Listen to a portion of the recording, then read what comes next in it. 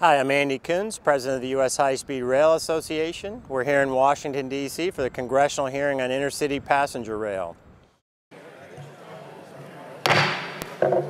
Committee will come to order. Before we begin, I'd ask unanimous consent that Transportation Infrastructure Committee members not on the subcommittee be permitted to sit with the subcommittee at today's hearing and ask questions. Without objection, so ordered.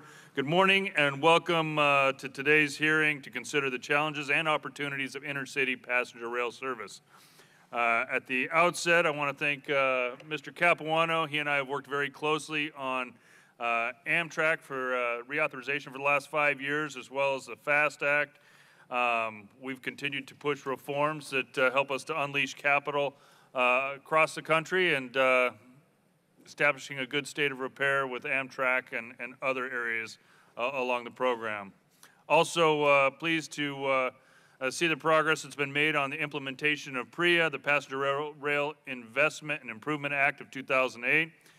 Consistent methodology to allocate operating and capital costs associated with Amtrak corridor services has been implemented, and a methodology to allocate costs among all the users of the Northeast Corridor is in the process of being implemented. As a result of these changes, this year Amtrak will receive $286.6 million from 18 states and approximately $119 million from commuter authorities. But in one respect, our approach to intercity passenger rail service has been scattershot. Over $10 billion was appropriated by ARRA, American Recovery and Reinvestment Act, during the fiscal year of 2010 to fund conventional and high-speed passenger rail projects. But rather than investing these funds strategically to achieve specific outcomes, the previous administration distributed the funds widely, making about 150 grants to 34 states, the District of Columbia, and Amtrak. The result is the most of the improvement made across the country has been incremental at best. And further, about $1 billion of the $8 billion in ARRA funds has not been spent and will be turned back to the Treasury in September. Particularly concerning to me is that nearly $4 billion of the funding was dedicated to California high-speed rail, which has seen skyrocketing costs. At the same time, the scope of the project has diminished. What was sold to the voters is a $33 billion project that would connect all of California's major cities by 2020 is now a $64 billion project without connections to Sacramento and San Diego, with an optimistic completion date of 2029 and blended service over commuter rail at both ends of the line. The initial operating segment alone, extending from San Jose to a north point somewhere north of Bakersfield, will cost over $20 billion. Other members of the subcommittee may also have concerns about the projects selected to receive ARRA funding. Given the limited federal dollars available for intercity passenger rail projects, it's imperative that projects be better prioritized to accomplish specific national goals. This hearing is also about understanding new technologies that will transform our passenger rail network. As an example, a number of members of this committee have experienced high-speed trains in Europe and Asia and alternative technologies such as maglev. I want to thank all of our witnesses for being here today and look forward to a lively discussion. I now recognize the ranking member, Mr. Capuano, for his opening statement. Thank you, Mr. Chairman. As usual, I will be brief. I want to thank the panel for being here. I look forward to your testimony. As always, we are always learning from the things we do right and the things we do wrong. And I'm looking forward to having a lively and thoughtful and informative discussion today. And with that, I will simply also ask that, Mr. Chairman, I ask unanimous consent to include the gentlewoman from Texas, Ms. Johnson's written statement in the hearing record.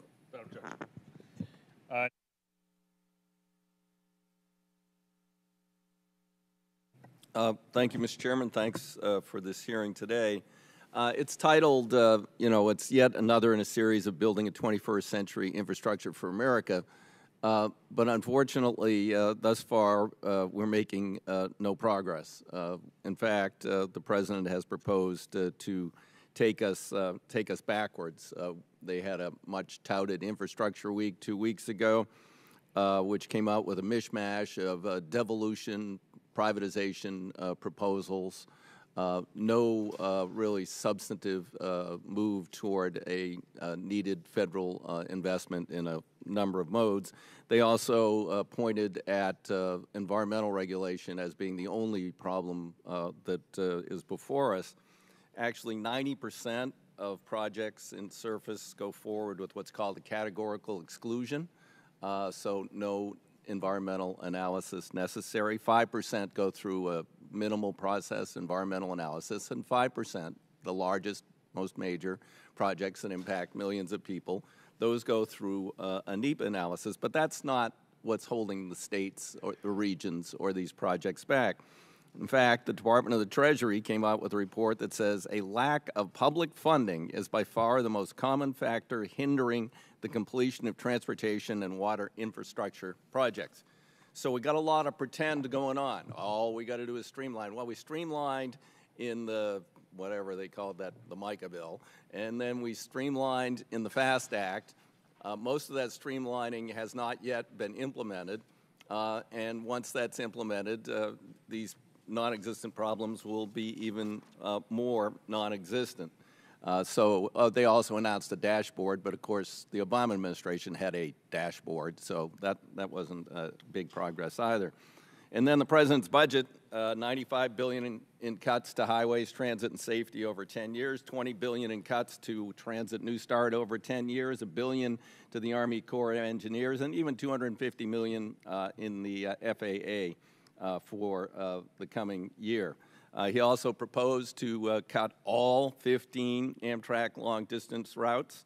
You know, that's, and he also wants to cut essential air service. So I think a lot of people living in smaller cities throughout the heartland of America are going to be a little surprised to wake up one day, find out they have no air service, they have no train service, but they can get on the newly tolled, privatized you know, interstate system and move themselves around as best they can.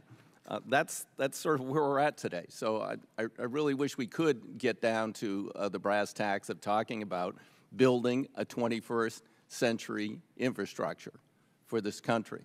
I've introduced 3 bipartisan bills. One would, shockingly, spend the taxes collected for the Harbor Maintenance Trust Fund on harbor maintenance. Whoa, that's shocking in Washington, D.C. It was pulled out of the Water Resources Development Bill last year at the behest of the Speaker, at the request of Mr. Price, because the Budget Committee wants to pretend by diverting that money from its intended purpose that they are reducing the deficit. $9 billion sitting in the Treasury, maybe, or evaporated into the ether. Number 2, lift the cap on passenger facility charges. I've introduced that with our colleague, Mr. Massey. And number 3, a penny for progress. Index the gas tax, could never go up more than 1.5 cents a gallon a year, borrow $500 billion over 13 years, and really get some things done. There's 3 proposals, total $560 billion of real investment.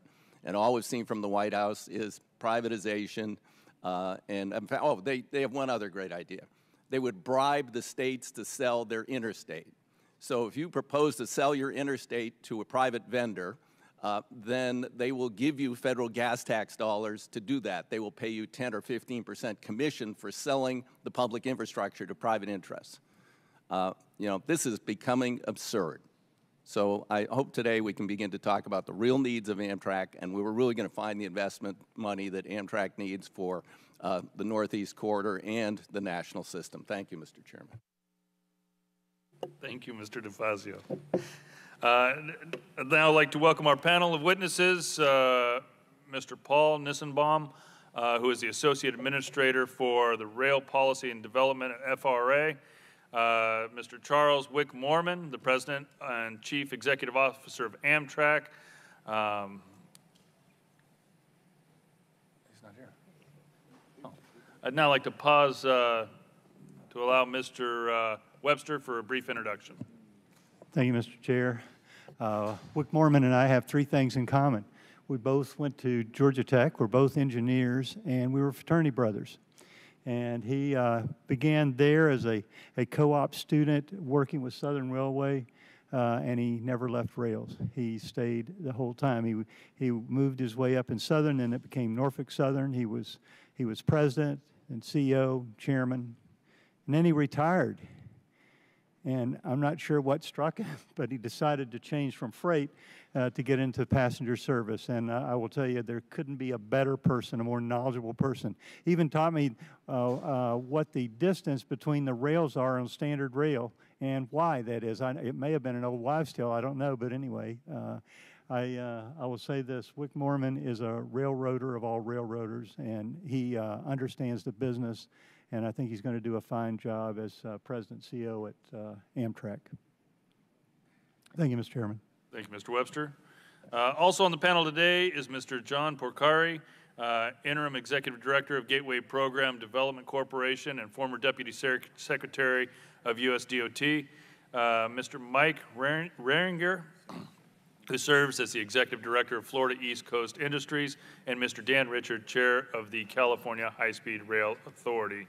I would ask members, Mr. Nissenbaum is a career employee. There is no administrator. We're still waiting for staffing up of FRA, but he came at our request and may not be able to answer questions specific to the President's new plan. But nevertheless, I asked him to be here to answer some of the FRA questions as they pertain to a number of our rail projects. If there are other specific questions, I think we can send them in writing to the FRA afterwards. I ask unanimous consent that our witnesses' full statements be included in the record without objection, so ordered. Since your written testimony has been made part of the record, the committee requests that you limit your summary to 5 minutes. Now recognize Mr. Nissenbaum for your opening statement. Thank you, Mr. Chairman, and good morning, Ranking Member DeFazio, Ranking Member Capuano, and members of the subcommittee. My name is Paul Nissenbaum. I'm the FRA's Associate Administrator for the Office of Railroad Policy and Development, which oversees the planning and delivery of passenger and freight rail development programs, including oversight of Amtrak. I've had the privilege of serving under 3 administrations as a career member of the Senior Executive Service, and as such, it is an honor to be here before you today to discuss the challenges and opportunities for intercity passenger rail. I've submitted my full statement to the committee and asked that it be made part of the hearing record. FRA would like to recognize the committee's commitment to rail embodied in the FAST Act. The FAST Act represents a historic milestone in that for the first time, intercity passenger rail has been included in a comprehensive multimodal surface transportation authorization. The FAST Act builds on policies and programs this committee established back in 2008 in PREA, which shifted much of the responsibility for passenger rail development to the states. Notably, PREA established new cost-sharing frameworks between Amtrak and the states and authorized competitive passenger rail grant programs directed to the states, including the High-Speed Intercity Passenger Rail, or HISPR program. Since January 2010, the HISPR program has supported nearly 150 projects in 35 states and the District of Columbia. About 85% of those investments are concentrated in 6 corridors around the country. These projects are improving the rider experience by increasing reliability, adding new capacity, reducing travel times, and making stations and equipment more efficient and accessible. Many of these projects have benefited the broader rail network, including freight rail services, by increasing capacity, reducing congestion, and improving fluidity and safety. In addition to critical infrastructure projects, the HISPR program supported state planning, project development, and environmental work. The products that result from these efforts will lay the foundation for future construction projects and service improvements, establishing a strong pipeline of potential rail capital projects that are ready for funding and financing solutions. To help mitigate program implementation challenges and ensure proper stewardship of taxpayer dollars, FRA has established a risk-based oversight program for all of the agency's grant programs, including HISPR. This oversight approach comprises 3 major components: grant compliance, technical assistance to grantees, and project implementation oversight, which involves managing project scope, schedule, and budget. In the recently passed 2017 Appropriations Act, Congress provided funds for the competitive rail grant programs authorized in the FAST Act. FRA is currently working to develop the notices of funding opportunity for these grant programs so that sponsors of eligible projects can leverage investment to help advance passenger and freight projects. The Department of Transportation also provides credit opportunities, including TIFIA, RIF, and private activity bonds that project sponsors can pursue. These programs are managed by the Department's Build America Bureau, which works closely with FRA to help project sponsors navigate and accelerate federal permitting and procedural requirements in order to get projects ready for funding or financing as quickly and efficiently as possible. To that end, FRA is working on a number of project delivery reforms to reduce duplication of environmental reviews and enhance interagency coordination. FRA has also been working with Amtrak to make changes to its account structure and planning and reporting requirements. These reforms, which were developed under the leadership of this committee and included in the FAST Act, will significantly improve Amtrak's transparency in the delivery of its services. I'd like to close by thanking the committee for recognizing how integral rail is to a competitive U.S. multimodal transportation system. Making investments in rail that are market appropriate will ensure that we meet the demands of America's growing economy in a safe, reliable, and efficient manner while maximizing public benefits across all modes. Thank you again, Mr. Chairman, for the opportunity to testify, and I'm happy to answer any questions you may have. Thank you. Mr. Moorman, you're recognized for 5 minutes. Chairman Denham, ranking members Capuano and DeFazio, members of the subcommittee and fellow witnesses, good morning. Thank you. A special thanks to Representative Webster for that gracious introduction. I can tell you that many of our former fraternity brothers are very surprised that either of us amounted to anything. It is my privilege to be here today, or at least me, sorry, Dan, on behalf of Amtrak to discuss our role in America's multimodal transportation system. On many fronts, Amtrak is taking important steps to ensure that our business reaches the next level of success. Building on several years of record-setting ridership, last year we welcomed aboard a record 31.3 million passengers, and every day more than 300 of our trains carry almost 86,000 riders across the country. We serve more than 500 destinations in 46 states and the District of Columbia, over more than 21,000 miles of route. And we are the nation's only high-speed intercity passenger rail provider operating at speeds up to 150 miles per hour. More than half of our trains have a top speed of over 100 miles per hour. Building on my career in the private sector, I've led a reorganization of Amtrak over this past year to instill a more corporate culture through the company. We're focused on a more streamlined structure with enhanced project delivery capabilities. We're nearing our 50th anniversary, and as we approach that milestone, I can tell you we remain relentlessly focused on safety and efficiency. Already, we cover an industry-leading 94% of our operating expenses, and we spend $1.7 billion annually on domestic goods and services. We've simplified our chain of command, we've clarified responsibilities and accountabilities, and that will enable us to be more bottom-line driven and customer-centric. That's my objective with our employees, our customers, and with you, our investors. These changes will allow us to do more, to do what we do better, and to be more responsive to our federal, state, and local partners. The services we provide across our network perform a vital role in the country's transportation network. Whether it's long-distance trains connecting otherwise isolated communities across the country, or state-supported trains that have seen 90% growth in the last 18 years, or the Northeast Corridor, where Amtrak and its commuter partners help provide 820,000 passenger trips a day. Amtrak enables the economic vitality of America from rural towns to our largest cities. Any network as complex as ours will always face challenges, from weather disruptions and old equipment to limited capacity and rising customer expectations. We at Amtrak are tackling these head-on and applying new project delivery capabilities to the very difficult tasks associated with renewing our aging assets, strengthening our infrastructure, and upgrading to much-needed capacity. We would not be good stewards of the assets entrusted to us if we were not planning to rebuild and expand them as needed for the future. I'm sure many of you are aware of the Infrastructure Renewal at Penn Station program that we're about to begin this summer. It will accelerate years of overdue infrastructure renewal to deliver essential increases in reliability.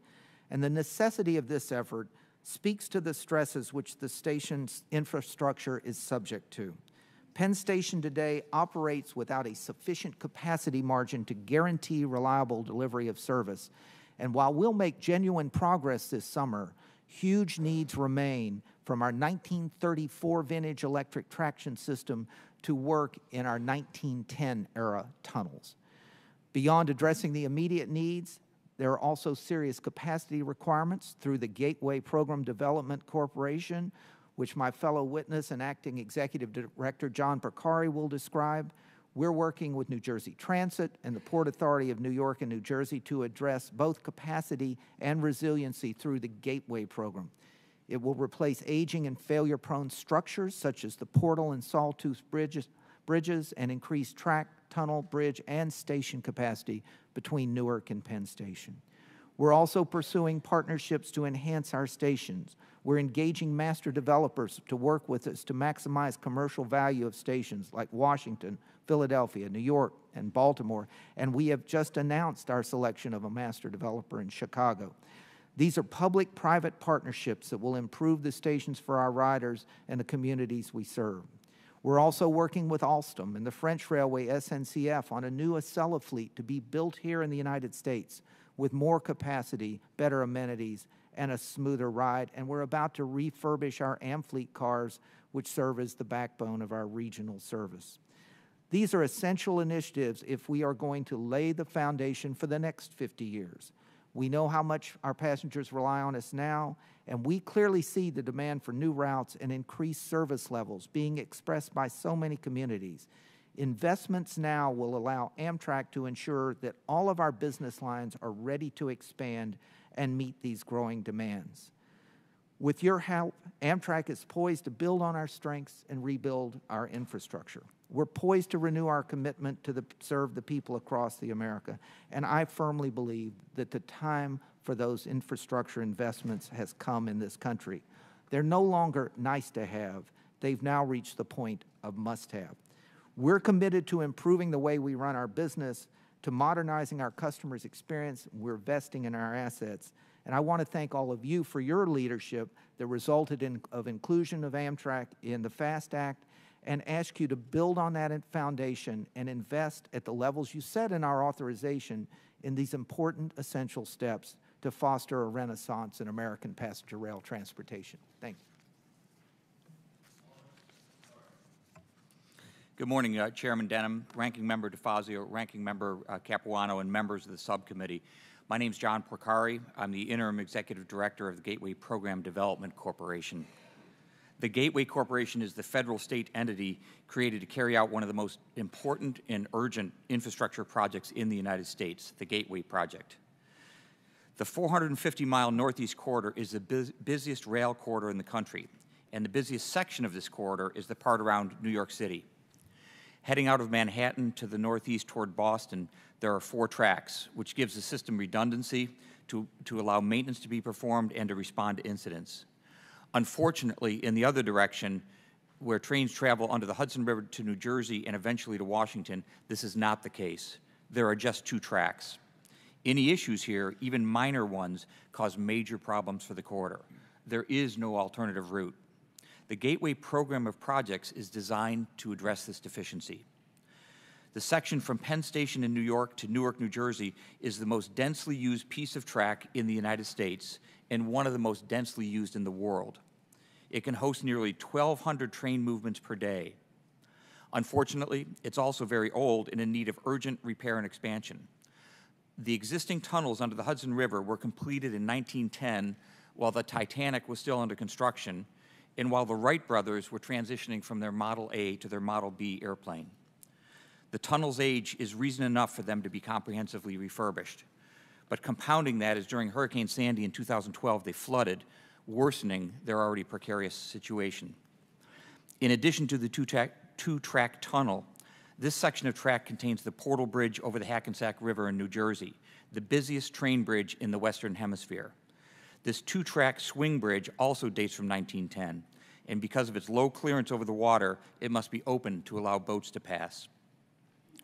What we are calling Phase 1A of the Gateway program is the replacement of this aging bridge. The design, All environmental reviews and permitting are completed, and we're just awaiting the last piece of funding. Pre-construction work on this new bridge site, such as building an access road and retaining walls, will be underway this summer. Amtrak has committed its funding for the new bridge, and the local partners, New Jersey Transit and the Port Authority of New York and New Jersey, have committed theirs. With everything else in place, we're awaiting word from the U.S. Department of Transportation on whether the project will be awarded a Federal Transit Administration capital investment grant for core capacity that we applied for last fall. Award of these funds will be the last piece of the puzzle, and then construction will be able to start on the bridge. Let me emphasize that the technical assistance and coordination by the Department of Transportation has been extraordinary, and this first component of the Gateway project would not be ready for construction without DOT's assistance. We're simultaneously moving forward with Phase 1B, which is construction of a new two-track tunnel under the Hudson River. The plan is to quickly build these two new tracks under the Hudson, and once they're open, to close each of the existing 106-year-old tunnels in turn for repairs. Closing one of these tunnels for repairs without the new tunnel in place would reduce throughput of trains during rush hour by 75% due to the need to run trains in both directions on the remaining track.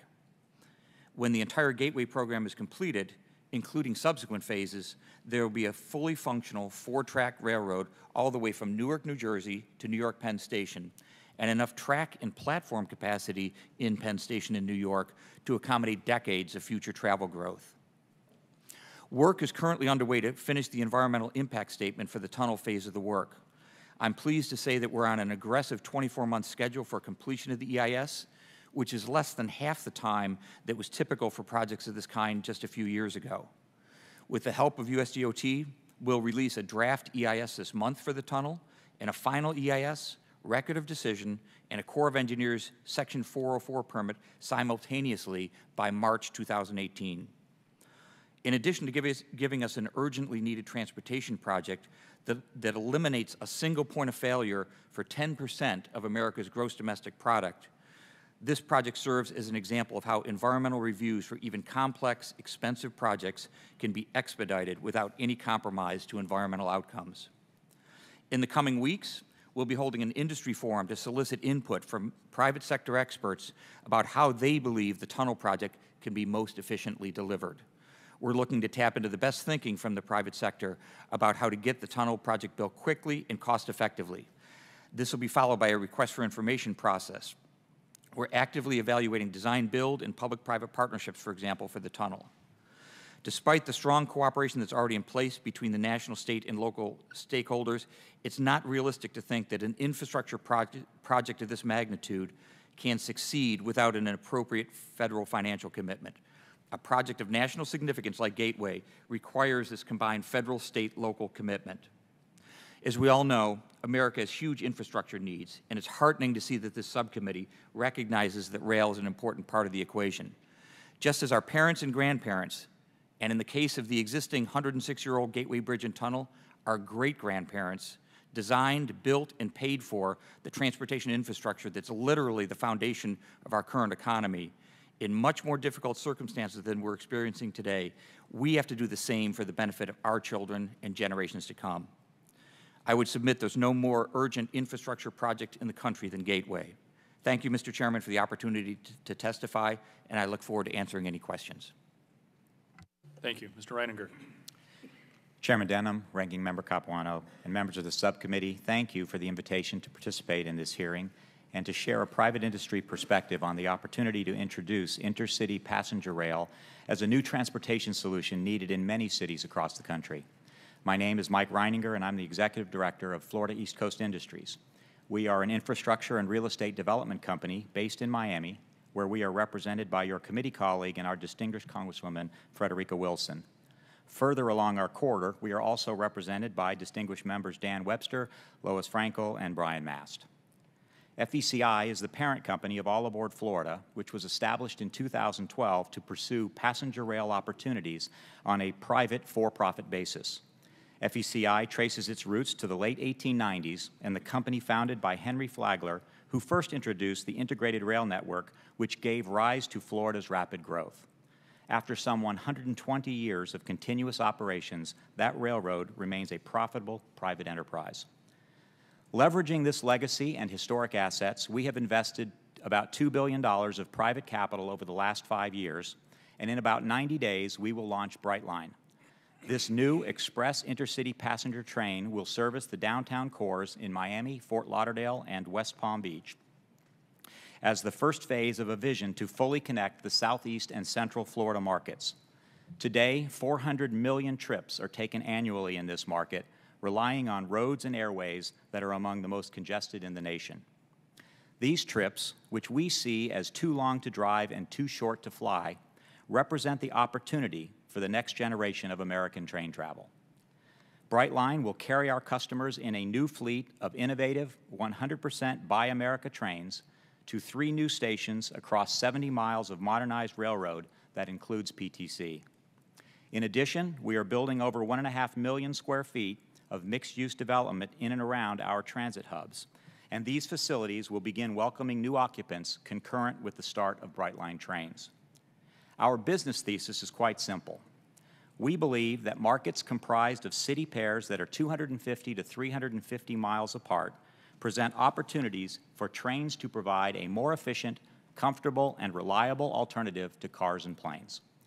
The addition of integrated real estate development aligns 2 economic engines that directly support one another and creates a unified business platform that has more than one way to pay the bills. Our experiences have sharpened our perspective on several key factors where enhanced interaction between government and industry will contribute to faster results, encourage private capital investment earmarked for infrastructure, and contribute new capacity into our transportation networks.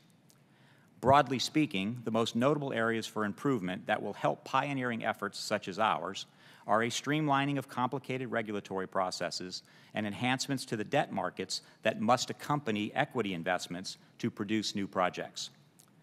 The NEPA process remains a disincentive to the private sector. And while there is ample equity, such as ours, ready to invest in transportation, the lack of precedent for new systems, coupled with uncertain permitting, have limited the availability of the appropriate debt needed to complete the capital equation. Both issues can benefit from retooling of already existing structures. Our own experiences with expanding our business into its second phase, an incremental investment of $2 billion, clearly demonstrates these points. Our project underwent a comprehensive 2.5-year-long NEPA study, resulting in the publishing of a final EIS. Yet 4.5 years after it began, the process has still not resulted in the outcomes that will facilitate needed permits. Rationalization of this reality will save enormous time and money and produce much better results. Programs such as private activity bonds, RIF, or TIFIA loans are underutilized for greenfield developments as they suffer from opaque and complex rules that discourage their use. Yet we are encouraged that these existing programs could be easily revised to remove ambiguity and provide exactly the kind of efficient debt needed to incent investment and create progress. As the demand for services such as Brightline continue to emerge, the opportunity to catalyze the direction of private capital against the infrastructure challenge can be effected through needed reforms that will align the interests and strengths of government and industry toward common goals. As we work toward the launch of our business and the expansion of our system, we welcome the opportunity to contribute to enhanced solutions to these issues. Thank you for the opportunity to share these thoughts with you today, and I'll welcome questions. Thank you. Mr. Richard? Good morning, Chairman Denham, Ranking Member DeFazio, Ranking Member Capuano. My name is Dan Richard. I am the chair of the governing board of the California High-Speed Rail Authority, and it's a privilege to appear before this committee today. My written testimony gives a comprehensive view of both the status and the future of the California High-Speed Rail program. In the few short minutes here, I'd like to emphasize 3 points. First, as we sit here today, construction of America's first true high-speed rail system is underway in California. The 119-mile spinal section of the project, with $3 billion of contracts already underway, has put 1,200 workers at 14 sites to work building this project. And this has all resulted from the American Reinvestment and Recovery Act, and I wanted to report to you that that act is performing as it was designed, and we thank the Congress of the United States and the administration for this support. As a result of this, right now, 630 private sector firms are working on the project. Of that, 373 small businesses.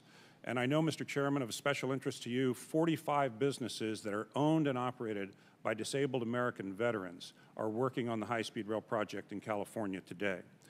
And it's not just the businesses that are owned. Veterans like a 32-year-old former Marine, Fernando Madrigal, is now earning $22 an hour as a third-year apprentice electrician, having served our country in Iraq and Afghanistan. This is what the ARA Act was intended to do, and it is performing as you wanted it to. I also want this committee and the Congress to know that in this construction activity, every ounce of steel, every ounce of concrete that is being used right now is produced in America, domestically. And we will continue to respect the Buy America provisions that were installed by the Congress as we move forward. In addition to the direct work having dramatic direct effects on unemployment in one of the most challenging, economically challenging regions in California, we've seen, for example, that the unemployment rate in Fresno County, which ranks as, in fact, the poorest county in California with a 25.2% poverty rate. The unemployment rate in Fresno County has fallen below 10% for only the fourth time in the last 25 years. And that's attributable to the investments that are being made by high-speed rail. And there are indirect benefits as well. Part of this construction will remove 55 at-grade crossings, dangerous at-grade crossings up and down the Central Valley of California, and replace them with grade separations. And we are expanding freight capacity by moving to a new parallel passenger rail system, and this is very important. So the high-speed rail program is under construction. It's having dramatic effects immediately in California, in an area that has suffered historic underinvestment in our state. The second point that I want to make is that our next step is to connect the Central Valley of California with the Silicon Valley of California. And that will be a 250-mile stretch from north of Bakersfield up through Fresno and into San Jose and ultimately San Francisco. The import of this cannot be overstated. Right now in the Silicon Valley, which is the engine of California's economy and to a great extent the engine of America's economy, the housing crisis has reached epic proportions. The average cost of a home in the San Jose area, the average cost is more than $1 million. So the challenge for our high technology industry to attract and retain talent in this area with those housing costs is enormous. Today, instead of taking a Google bus from San Francisco, which takes an hour, we now see the prospect of high-speed rail service connecting San Jose to Merced and Fresno with 40 and 50-minute trips.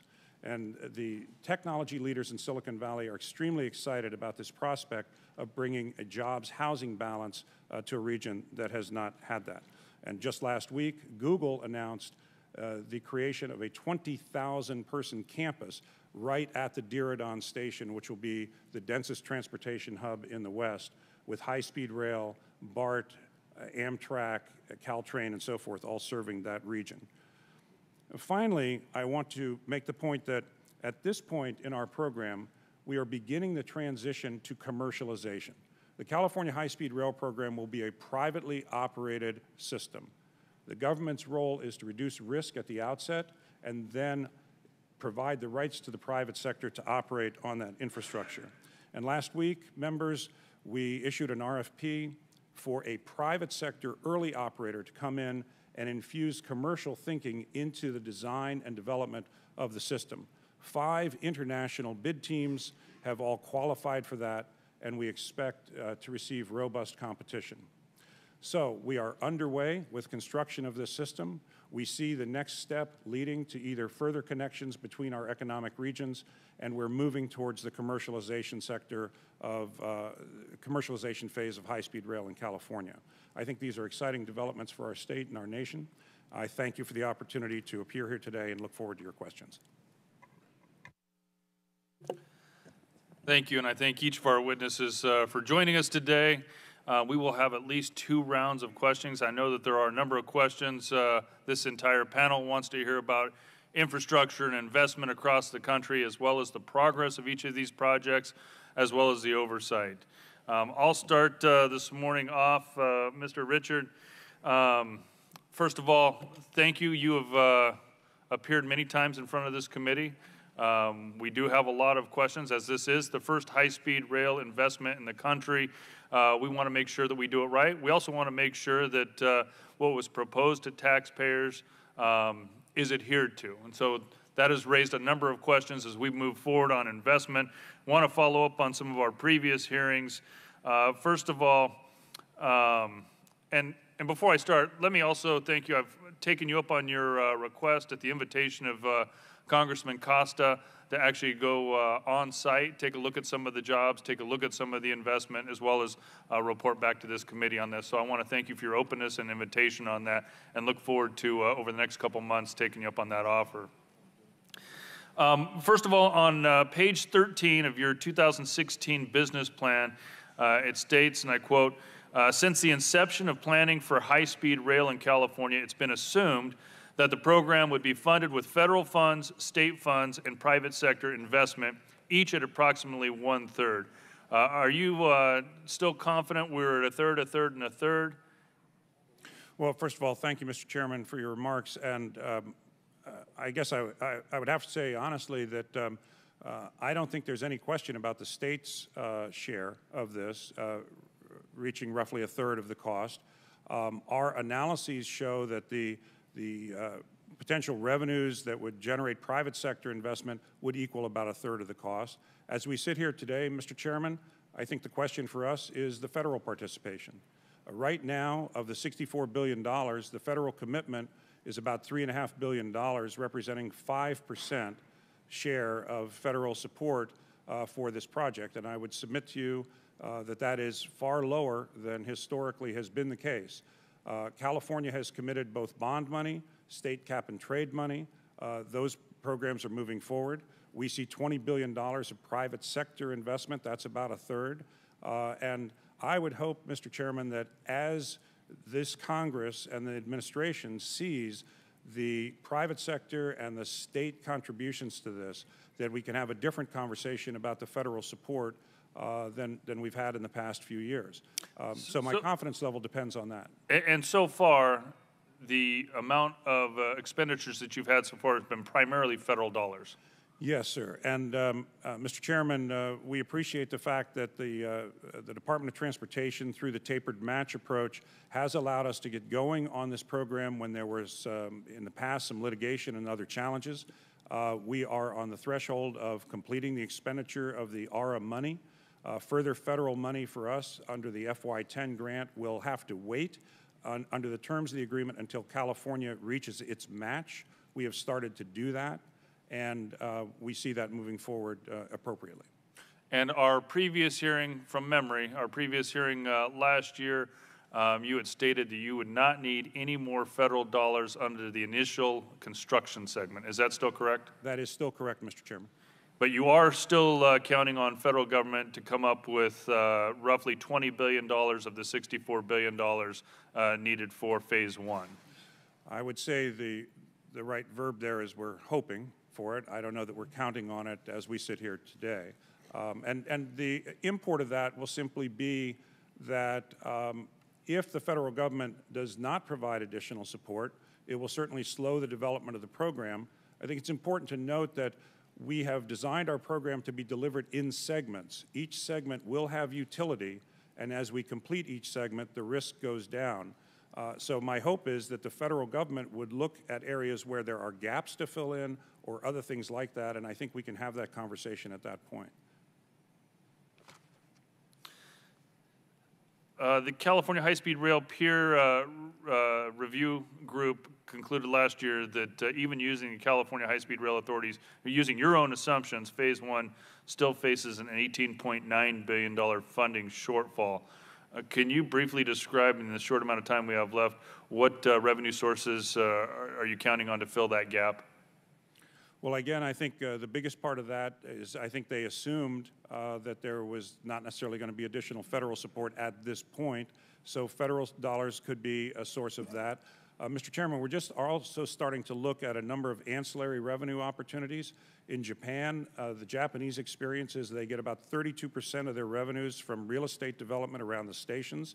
We're just beginning to look at that kind of issue, leasing our right-of-way for fiber optic and other things. So I think we can provide this committee with a more detailed assessment of that. We don't have our arms fully around that, but we do kind of have in sight what directions we would go in to fill those gaps in the future.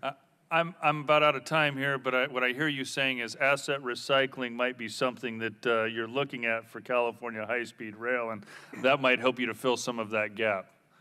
Mr. Chairman, I was taught not to step into a bar fight. Rather not, if I can. Thank you. Mr. Capuano, recognized for 5 minutes. Mr. DeFazio, recognized for 5 minutes. Oh, respect. Thank you. Thank you for your respect. For Mr. Nissenbaum, you know, we did put additional streamlining requirement. We basically made rail projects eligible for streamlining that we'd previously adopted for highway projects. Has that been implemented yet? So we're in the process of working with Federal Highways and Federal Transit to join their NEPA regulations per the FAST Act, and that's in process, and we expect that out soon. Will that require a rulemaking on your part? It does. It requires us to join in with the rule that the Federal Highways and Federal Transit is updating right now. Okay, so you'll be part and parcel of that rulemaking, but of course you can't do any rulemaking right now. Well, not allowed to do rules. Yeah, rules are under the regulatory review committee right now, right. But we expect rules like that will be moving forward. Okay, now here's a case where we're going to have a rulemaking that'll expedite projects, which so I think almost everyone would agree that's beneficial, although some people will be concerned that there won't be adequate environmental protections, perhaps. I don't think that's the case. But you're going to have to find two other rules to repeal, right? I mean, if you become part of the highway rule, and the new rule is that you have to repeal two rules to adopt a rule, even if that rule is beneficial and is streamlining, what two rules are you going to do away with? So what I can tell you is that there's support within the administration to advance environmental streamlining.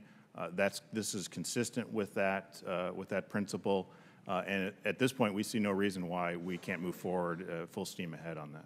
Okay.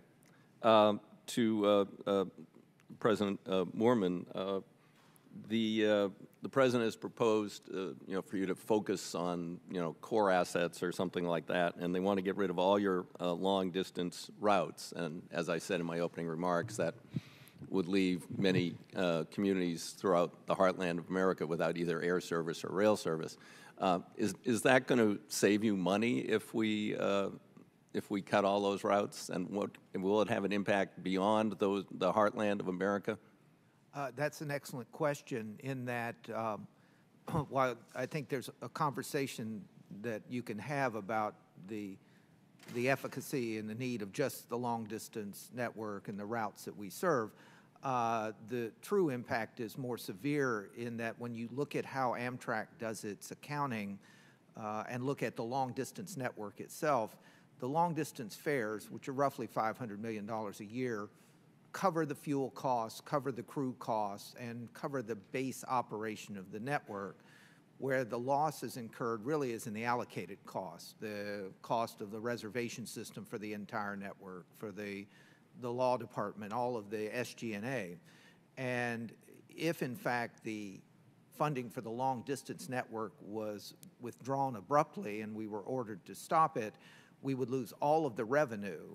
We would have significant labor protection because we, like all railroads, have labor protection in our agreements, and we would continue to incur most of our labor costs, which would be $300 to $400 million, and then all of the allocated costs that now go with the long-distance network, we would cut some, but the rest would just then go to the states, back to the state-supported business and the corridor. The net result of an abrupt change like that we would essentially stop investing in the Northeast corridor. We would not have the cash.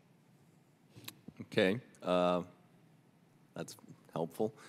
Just one, and Mr. Bricari, your project, I was just talking to my colleague, Mr. Payne here about, what's the name of that bridge? Portal Bridge. The Portal Bridge.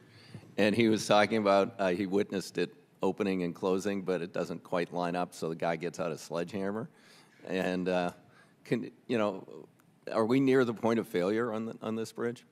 It's an excellent question. The good news is it functions very well for a 106-year-old bridge, but the bad news is it is 106 years old. And there have been operationally repeated incidents where it doesn't open and close successfully, which stops the entire Northeast corridor.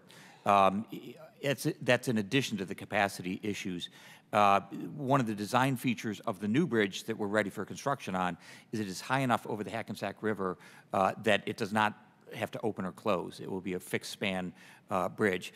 Yes, it is true that blunt instruments have to be used at times to make it operate, and it's ironic that we're having a hearing on building a 21st century infrastructure, and it starts with, in my estimation, taking some early 20th century infrastructure and trying to rehabilitate it and replace it. Okay, thank you. Thank you, Mr. Chairman. Mr. Duncan.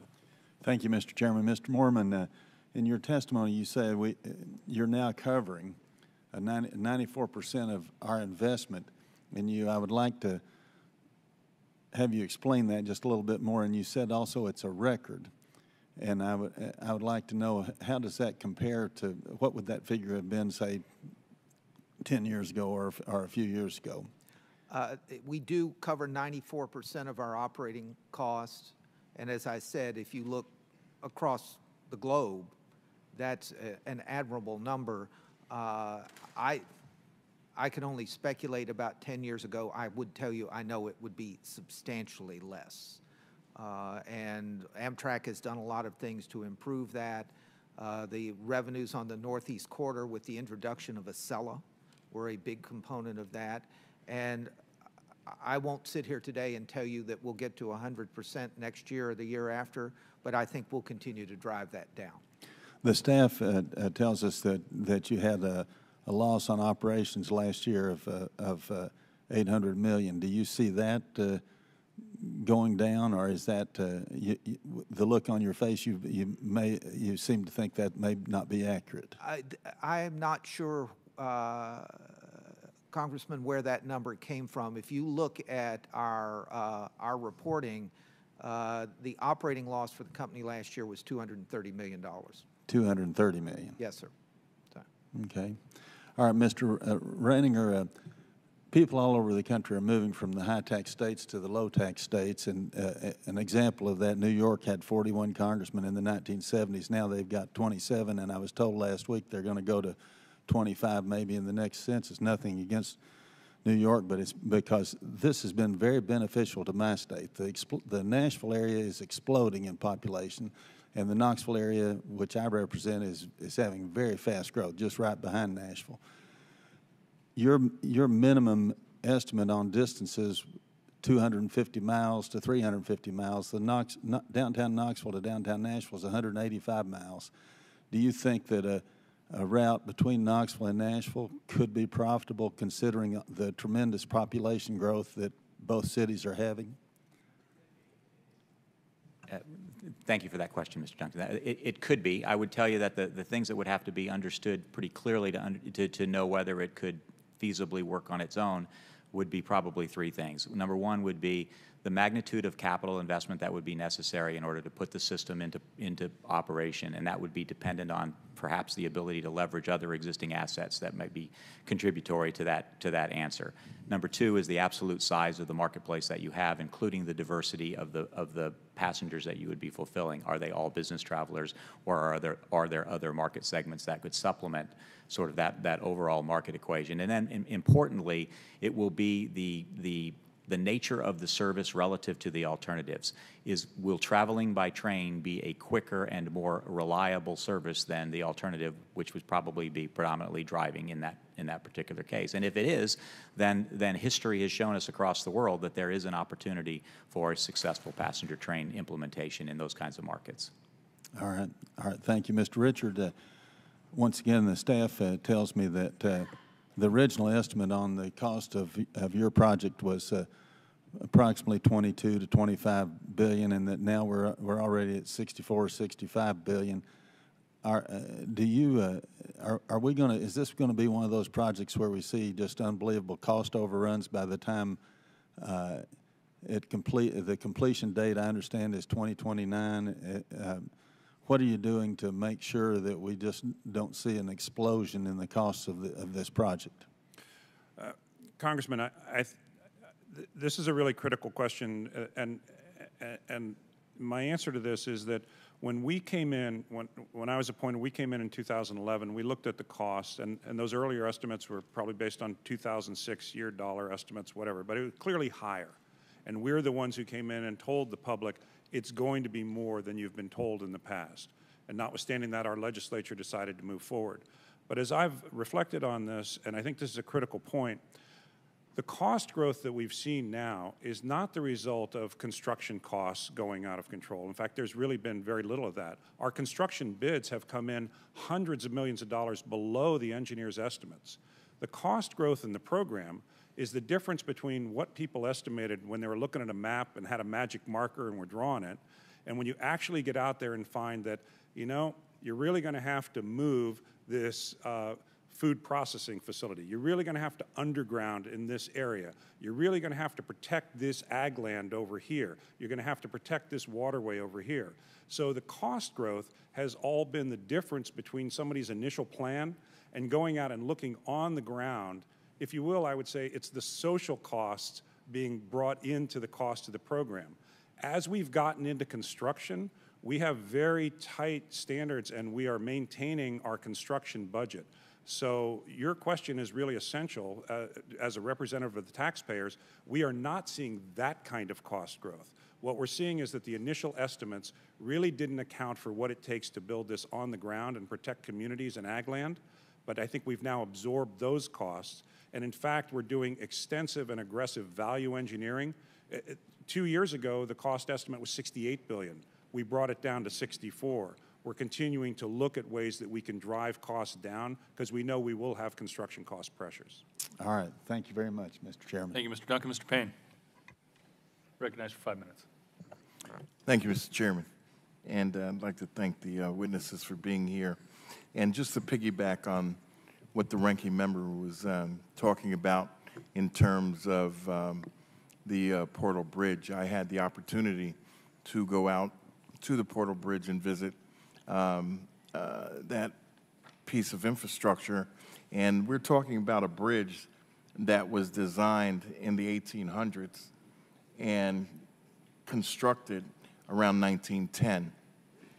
And this bridge, if it goes down, stops traffic between Massachusetts and Florida. This one bridge. I mean, the only thing, and if I'm not mistaken, Mr. Picari, all the other funding is in place except for the federal part of that. Is that correct? Yes, that is correct. And so this is something that, from my understanding, is shovel-ready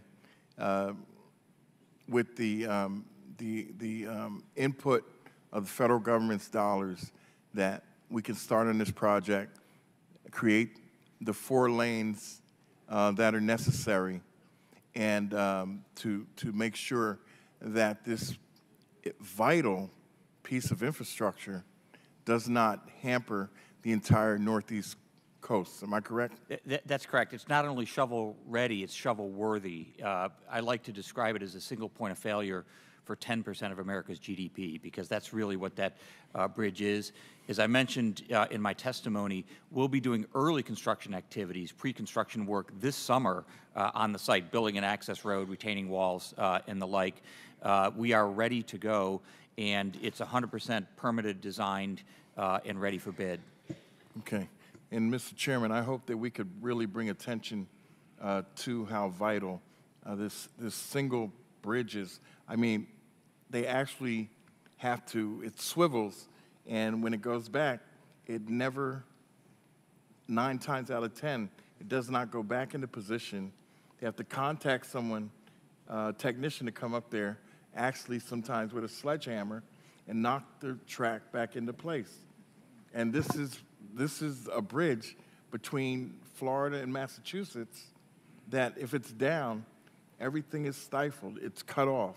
And I think that the only thing that is holding it up is our input. So I hope we can take a look at that just so you can understand and the committee can understand how vital this really is. So let's see. And Mr. Moorman, as as a regular Amtrak rider myself and a believer in the potential of InterCity Rail, and I really appreciate the unique and critical role Amtrak plays in my region and for the entire country. I also understand that Congress's inability or unwillingness to come up with the reliable funding stream for Amtrak since its inception has contributed to your company's shortcomings in updating infrastructure. And, we want to focus on that aging infrastructure. Earlier this spring, there were a couple derailments at New York Penn Station. As a matter of fact, I was on the platform in Newark for one of those derailments, waiting to come to Washington.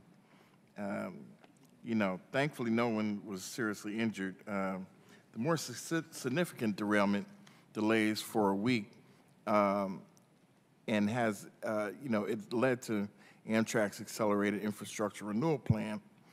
You mentioned in your testimony, while it is correct that Amtrak passengers will suffer the greatest impact of this plan proportionally, I also know that New Jersey Transit customers will be impacted will far outpace Amtrak's. So how did Amtrak's infrastructure at Penn Station get to this point, and how do we ensure that the infrastructure failures don't continue to hamstring commuters? That's an excellent question. I would tell you that I think Amtrak got to this point over a period of years, particularly in the 1990s and the 2000s when it was not funded adequately, and as a result, we did not do the renewal work that should have been done, not only in Penn Station, but in a lot of the corridor. We started that renewal process a few years ago when our funding levels improved, but we were trying to do it essentially on the weekends because there's been a great understandable unwillingness to do work that disrupts the weekday traveler. But this second derailment, the more disruptive one that you talked about, occurred, and quite frankly, I went down and started looking around in the station. It is a terrifically difficult place to work. There are trains 24 hours a day. It's a maze of track work. But based on the conditions I saw and other people who have expertise that I trust saw, we came to the conclusion that trying to kind of piecemeal this on weekends for the next few years would create more situations where we would have disruptive events, unplanned events, and we needed to go ahead and take aggressive action to renew the infrastructure, and that's what we're doing this summer. Thank you, Mr. Payne. Mr. Webster, recognized for 5 minutes.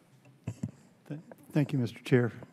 I have a question Mr. Reiniger, you are doing sort of you're plowing new ground, at least for the current time frame. I was wondering, as you plow this ground, what's your biggest frustration with the federal government? So as the stewards of private capital investment, we have to remain diligent with respect to the efficient use of that capital, and that really runs through the value of time. As processes are undertaken, the longer those processes take, the more challenge that puts on the economics of the end game operation of the private sector business. And so what that does in effect is it robs available funds that could be used for capital investment into actual hard assets and operating businesses, and utilizes them for other purposes. And so if I were to isolate one thing, I would say it would be a more private sector like appreciation for the value of time. So is it impact studies, things like that? Certainly, the processes that I described earlier, such as our experience with the NEPA process, would be a part of it. By their very nature, projects like ours, like any infrastructure project, are multi-jurisdictional, right? They, by definition, go through more than one jurisdiction at multiple levels, at the federal level, at the state level, and at the local level. And because of a lack of cohesion around those processes, it has the result of protracting processes and extending time frames and causing complications that result in a lack of efficiency with the use of the capital. Wick, you had mentioned that in this there's a white page on a couple of pages on the Northeast Corridor, and in there it implies that the environmental review process is consecutive. Is that mean it sort of goes from one to the next one to the next one and the next one, as opposed to doing it concurrent? And if so, is there any fix to that? So because it looks like it could. This is just one project, the doubling of the Washington Union Station's capacity. Do those studies? Is there any thing we can do to make them run concurrent or in parallel? I think that they have been consecutive more because that's where our planning processes have been. We have, like every other industry, we have a certain capability in terms of our planning processes and our planning mechanisms. And so in order to run all of the studies concurrently, we would have to be planning all of these projects concurrently. I don't see that as a particular impediment. I think that certainly the whole issue around environmental regulation and other regulations is something that we need to address, and something that I've asked internally for us to look at in terms of suggesting the ways, be it working with Paul in the FRA or whomever, to streamline without giving up the essential aspects of regulation. But I think that there have been some very positives in that. One of the things that I do want to recognize about NEPA, which was mentioned earlier, is that we would have expected NEPA for the Hudson River tunnels for the process to have taken about 4 years. It took about 2, and in fact, we'll be ready to go, as John said, early next year. But the thing I would assure you, and I think it goes to the other testimony, that we're also very focused right now at Amtrak in terms of looking at where we can ask the federal government to help us do things more quickly. And I'm hopeful that we're going to get a very positive response. So time is money, just as it is with all aboard? Yeah. Yes, sir. Time is money. And the one thing I will tell you and the whole committee is that our intent at Amtrak is to look at the money that we're given just like a private company looks at their money, to guard it and to spend it wisely. Thank you very much. Yield back. Mr. Nadler, you're recognized for 5 minutes. Thank you, Mr. Chairman. Mr. Procari, as you pointed out in your testimony, the Hudson River tunnels were completed in 1910 while the Titanic was under construction. They've lasted better than the Titanic, I must say. Amtrak's infrastructure along the Northeast Corridor is not just old, but it has suffered decades of underinvestment. Congress has for many years refused to provide adequate funding to bring the system into a state of good repair, let alone to upgrade it. We should have built new tunnels and expanded capacity in the Northeast Corridor long ago, but the damage to the existing tunnels caused by Hurricane Sandy has brought a real new urgency to the situation. The Gateway project, which includes the construction of a new tunnel under the Hudson, is widely recognized as one of the highest priority transportation projects in the country. But it will take more than lip service to get it done. We need a willingness to spend real federal funds. Mr. Bakari and Mr. Moorman, which federal programs are you depending on to fund the Gateway project? Excellent question. So as I mentioned, the local funding's in place for the first piece of it, the Portal North Bridge. The federal funding we have requested for that is what's called the Core Capacity Program within the Federal Transit Administration, because you're literally adding to the core capacity of an existing system. For the tunnel portion of the project, it would be similarly structured with a local commitment, and the federal commitment would likely be the Core Capacity Program as well.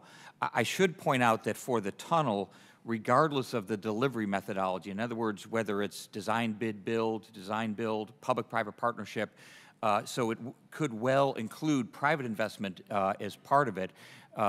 In any event, a substantial federal investment component is required. In my experience nationwide, there is no project of national significance that doesn't require a federal funding investment. Did you want to add to that, or? I would point out, just to build on John's last point, that I'm a great believer in private investment. And you would what? I'm sorry? I'm a great believer in private investment and the efficiency of the private sector in delivering projects. But when you look at something like Gateway, we will do everything we can to structure a private investment component of that. But at the end of the day, that's a limited mechanism, and it just requires significant federal investment and significant state investment to get the job done. Yeah. Now, the President's budget proposes to cut funding for Amtrak by almost 50%, which also includes cutting the Northeast Corridor by $93 million, or about 28%. The President's budget also recommends phasing down FDA capital investment grants, new starts, and core capacity grants. And DOT announced that it does not intend to sign any new full funding grant agreements under the program. Again, if Congress were to enact the President's budget request, or if FTA were to refuse to sign FFGA full funding grant agreements for new projects, what would that mean for the Gateway project? To be clear, Mr. Nadler, for both the Portal Bridge and the tunnel, those projects cannot go forward without a federal commitment. So the President's budget would foreclose these projects? Yes, it would. Thank you. Mr. Nissenbaum, if the administration proposes to cut all of these important transportation programs, how does the administration expect to fund the Gateway project? So, as you know, Congressman, the Gateway program is made up of a series of projects, independent projects, starting with Portal Bridge, the Hudson Tunnels, and there are others. Well, there are two basic ones, Portal Bridge and Hudson Tunnels. Everything else is smaller. Right. And our responsibility is to advance those projects through the development process so that we're overseeing the engineering and the environmental process. And as John has mentioned, the Portal Bridge has completed the environmental process, and that's ready. The Hudson Tunnels were in the middle of. All right, but you're not answering my question. As Mr. Bakari said, if there are no new FFGAs, if the core funding, core capacity grants are phased down, there is no possibility of the Gateway project, the Portal Bridge, and the Gateway and the tunnels going ahead.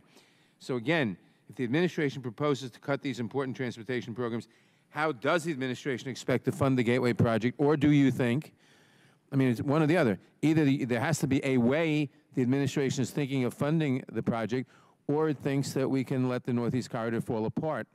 Which is it? So what I can speak to is our role at FRA in the process. Excuse me, I'm not interested in the process.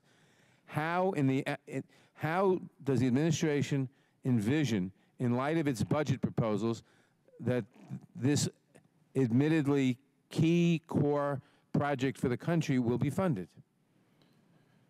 And again, in my position, what I can speak to is we take each project as they come to us. When funding is provided and when it's available, we evaluate those projects. We do the environmental work associated with them.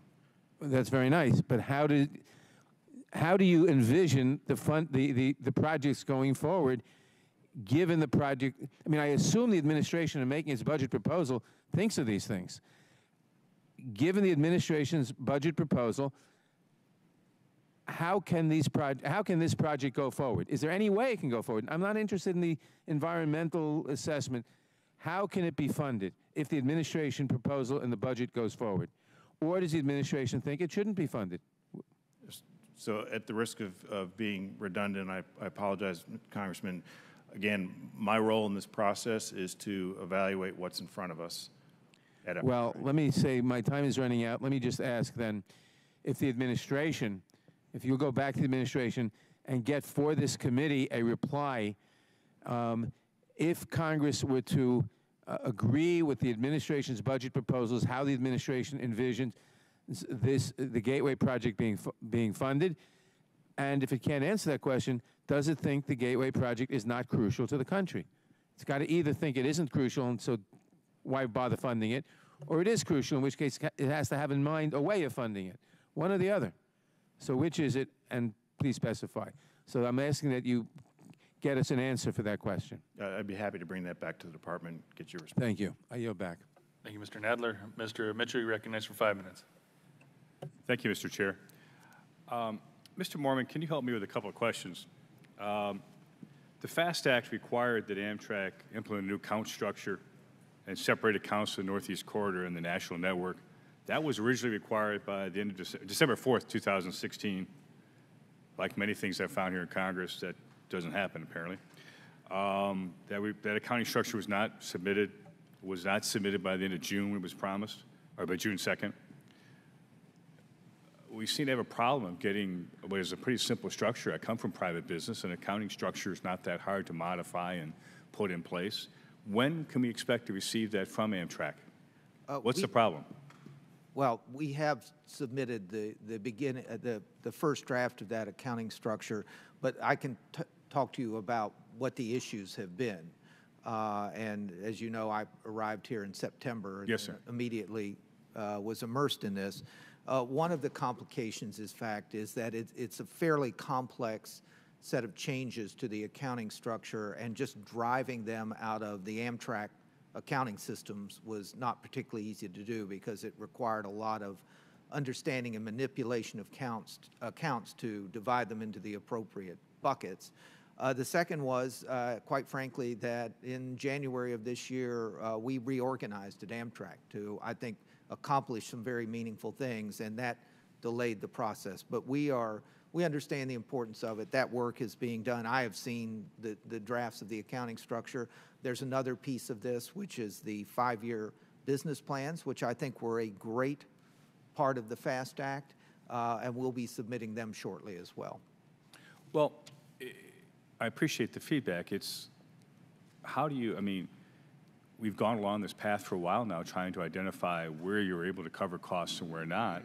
It's $230 million is currently your operating loss last year, and we need to get that on schedule. We need to get, how do you determine how you're, I mean, I ran a business and we had accounting down to the project level in order to identify what was working and what wasn't.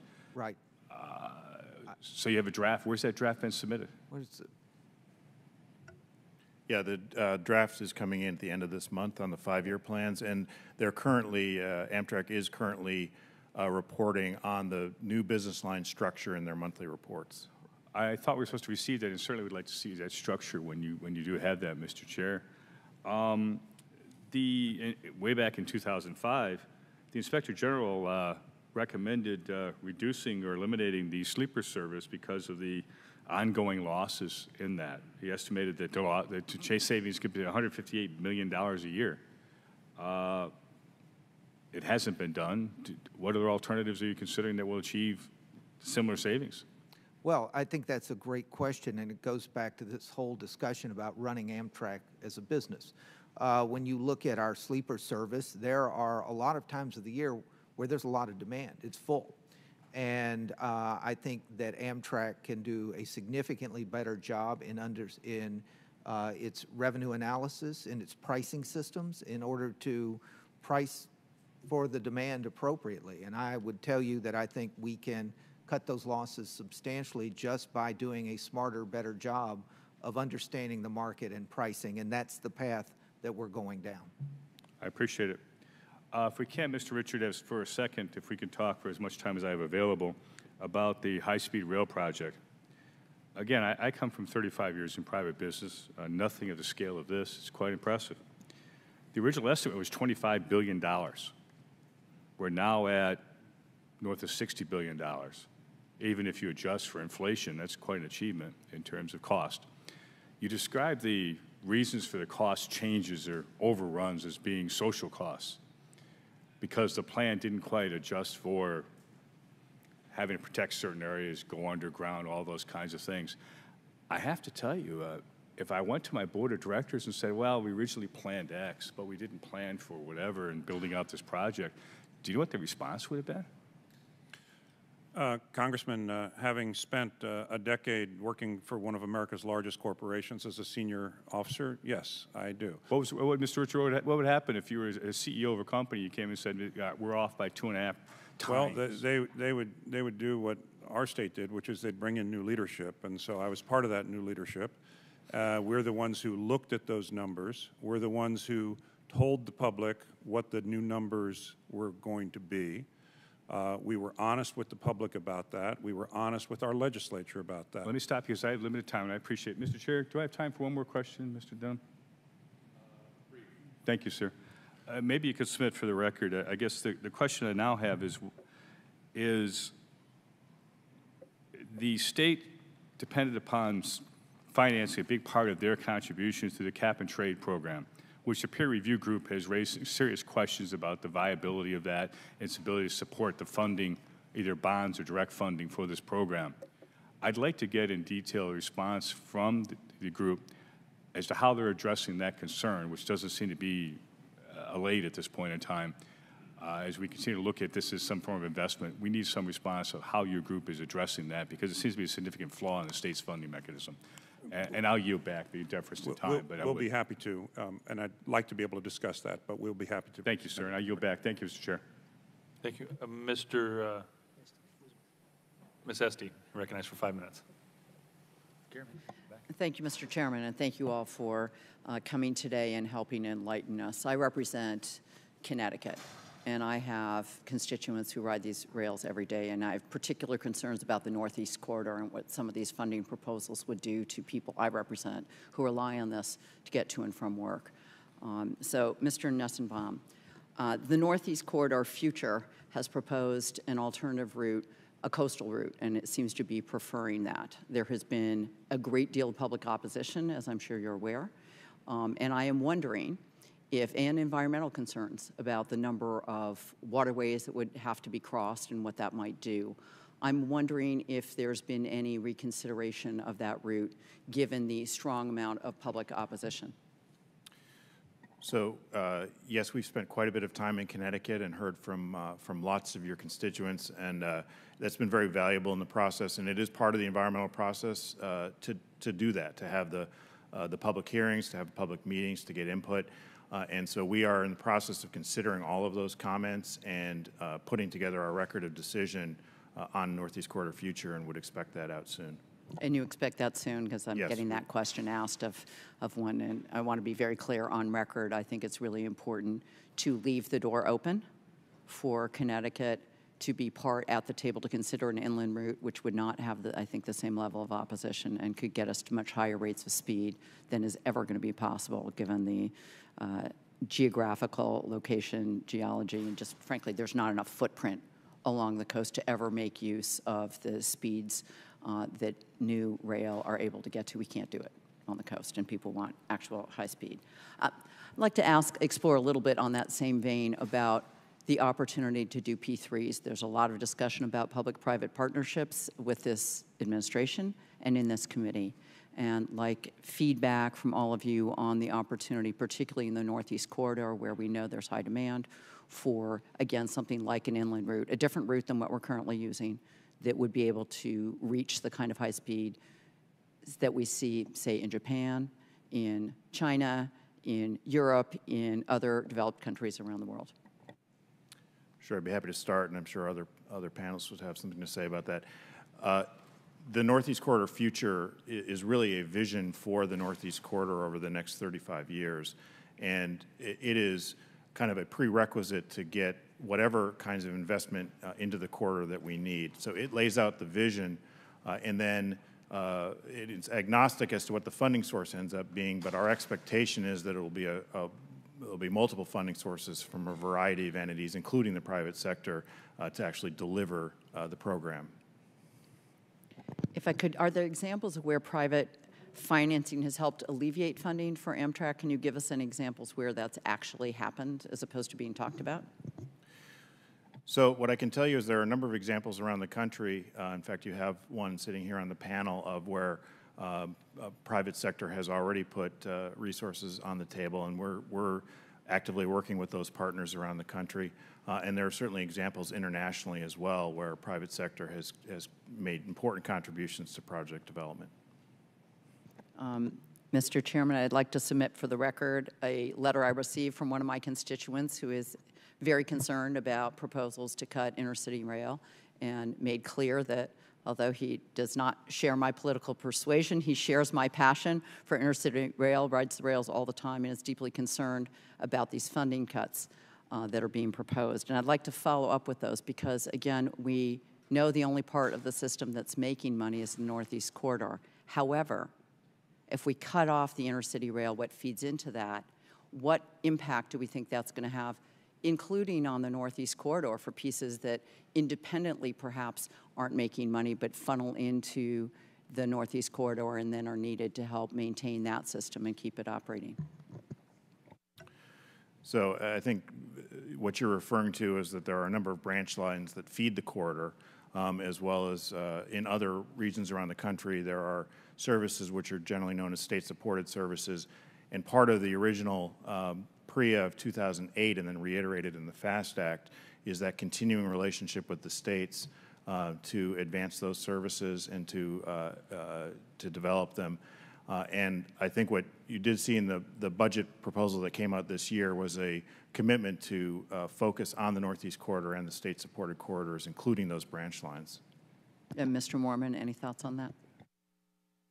Well, I'll go back to one of the things that I mentioned earlier, which is the fact that and this is true of any network-based company, there are a lot of allocations of costs. Amtrak, the corridor generates positive revenue, substantial amounts of positive revenue. Some amount of that would be lost, in fact, if some of our other services went away, because the allocation portion would then fall back on the corridor, which would diminish, if not eliminate, its profitability or its cash generation, if you will. So the Amtrak exists as a system, right? A collection of businesses that are symbiotic in some ways, and the money flows the same way. So when you have a serious impact on any particular part of the business, it automatically flows to the others. Thank you very much, and I yield back. Thank you, Mr. Chairman. Mr. Mast, recognized for 5 minutes. Thank you, Mr. Chairman, for giving me the time. I appreciate that. I would like to start with you, Mr. Reininger. I appreciate your testimony today. I just wanted to start very simply. Is All Aboard Florida, or Brightline, whatever we want to call it, is that publicly funded, or will it be publicly funded? It's not publicly funded at all, no. It's completely an investment of private sector capital. So in 2013, when it applied for about $1 billion in railroad rehabilitation and improvement loan, would that have been considered publicly funded? That would have been a loan from the federal government. What about 2014, when it applied for a $1.75 billion public access bond, cost to taxpayers of up to $600 million? Would that have been considered? Private activity bonds are 100% capital that comes from the private sector. It doesn't have any involvement from any funds that are distributed from the federal government. District court judge said up to $600 million could have been on the taxpayers. What about at the state level? 2014? To be clear, if I could, about that. Please do so. In that particular case, what he said is that there might have been a deference of some amount of tax revenue that would have come from the interest paid on those bonds. That's not the same thing as an investment by the federal government. Thank you for the clarity. 2014 at the state level, $214 million for the facility at the Orlando airport.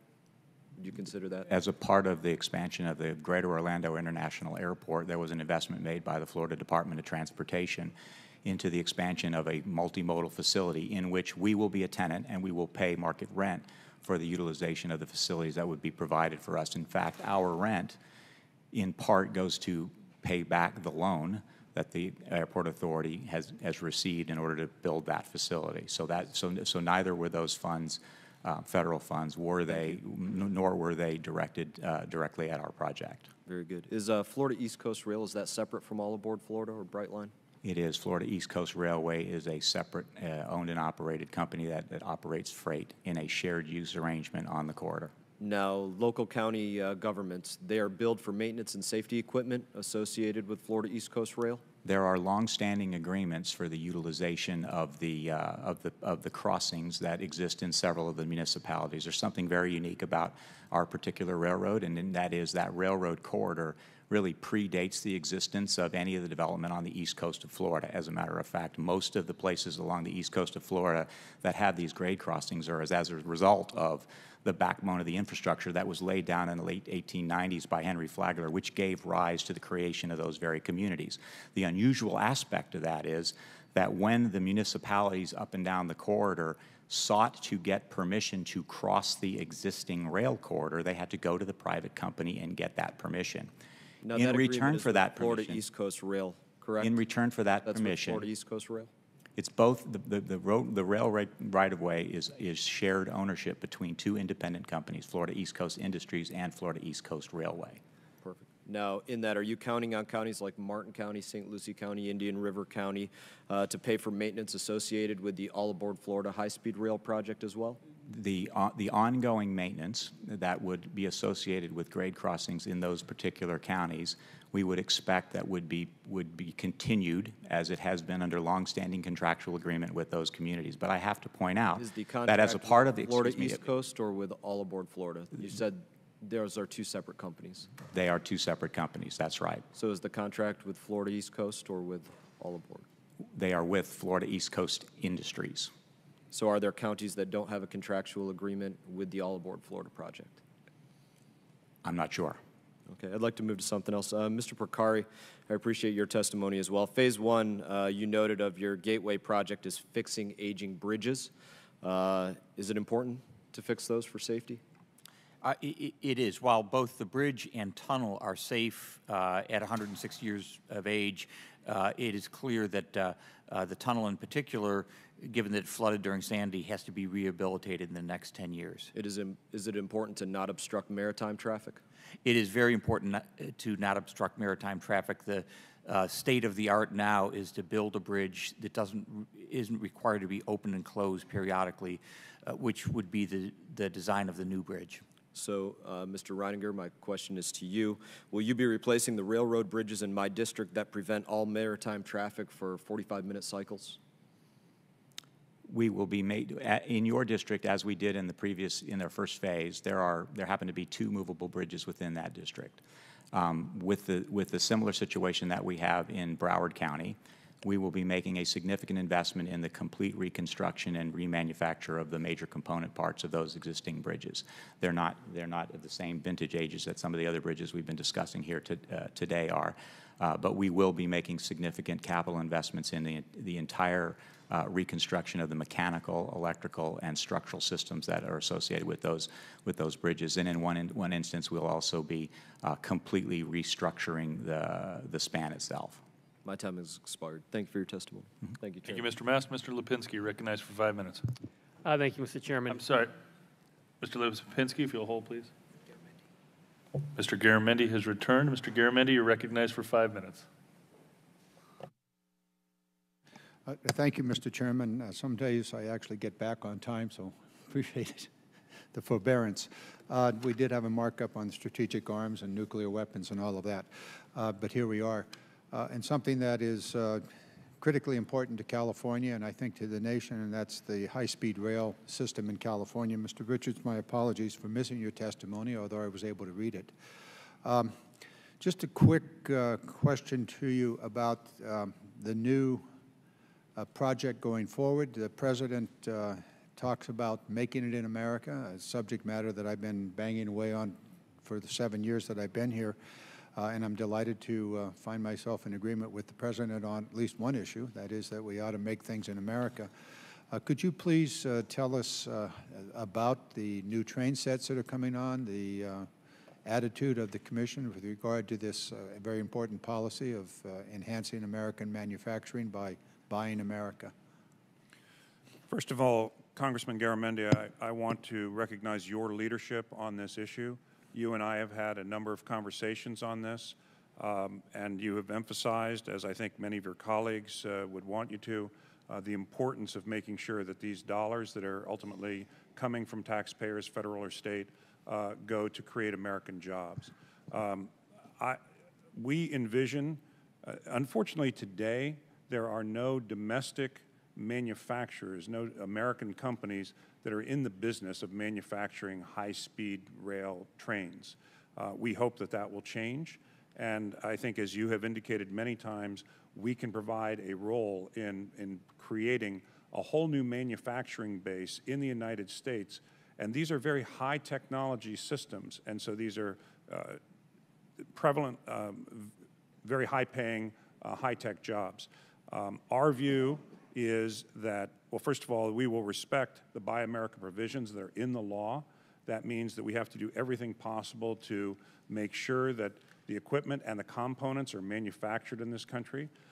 As I've committed to you, and I commit here today to your colleagues, we will not seek waivers from those provisions unless we get to the most extraordinary circumstance that we have plumbed the depths throughout our economy to create these components here. In California right now, Siemens, the German company, has a manufacturing plant in Sacramento. They are very interested in manufacturing high-speed trains with American workers. Kawasaki has a manufacturing plant in Lincoln, Nebraska. They are very interested in manufacturing trains with American workers.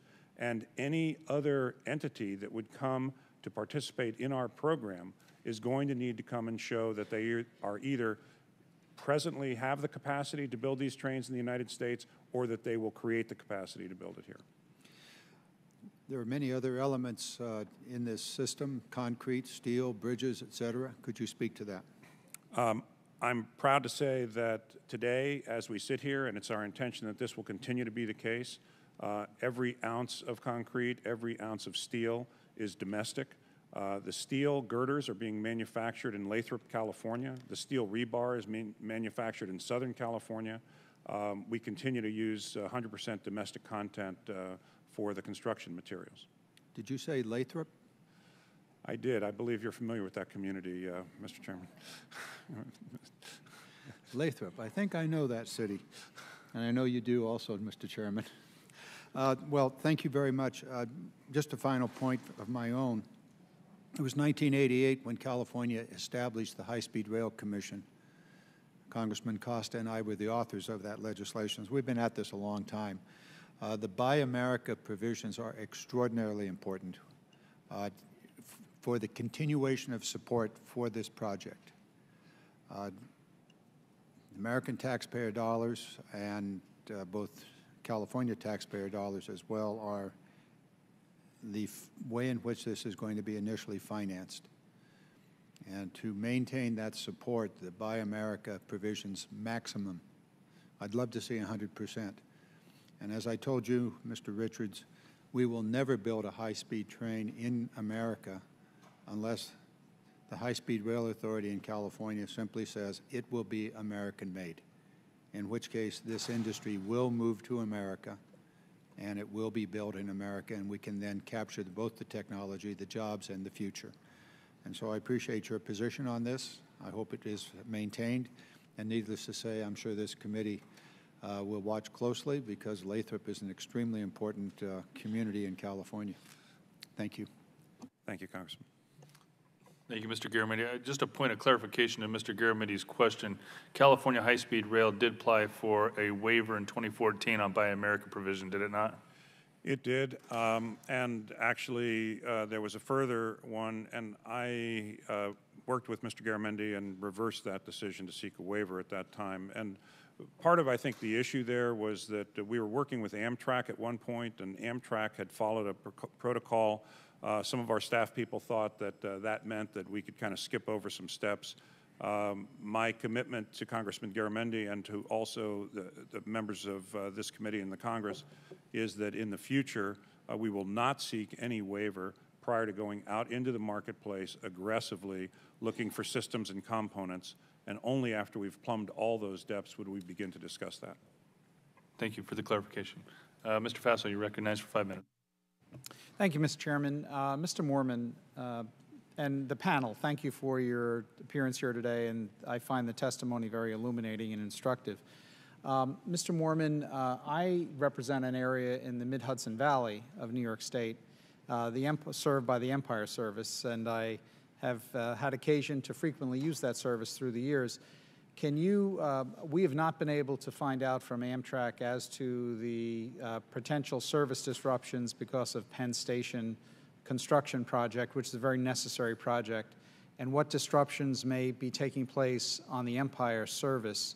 Are you able to advise me in that this morning, or should we discuss it subsequent to the hearing? No, I think I can clarify that. We'll continue to operate all the Empire Service trains during peak. It is our expectation that those trains will operate into Grand Central rather than Penn Station, and that's how we'll keep them out of the work that's going on. So you're expecting all the Empire Service trains? Right. We don't expect to cut any Empire Service trains. We just are going to keep them out of Penn during the peak periods, and those are the trains that will operate in and out of Grand Central. So people should anticipate going into Grand Central for July, August, that time period, and then after Labor Day, anticipating going back to Penn?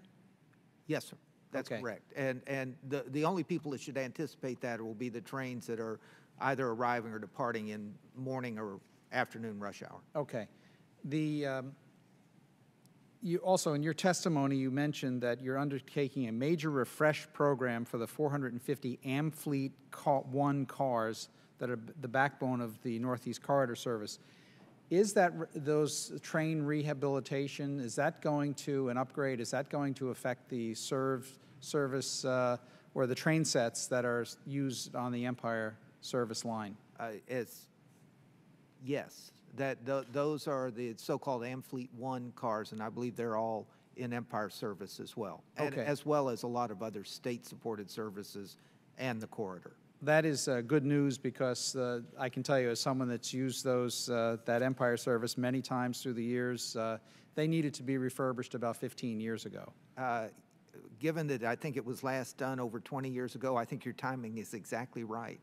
But let me say more broadly that this is part of the whole thesis, I think, that Amtrak has to have of paying attention to the customer experience. And the work that we're doing is not extraordinarily expensive, but it will result in a completely different customer experience. And one last, now that you mentioned customer experience, the fact that you can't buy a cup of coffee on the Empire service trains between Albany and New York City. I know this is an issue between Amtrak and New York State as well. I would hope that you would go back to the drawing board on this, because I can tell you it is a very frustrating experience for many people who utilize that service.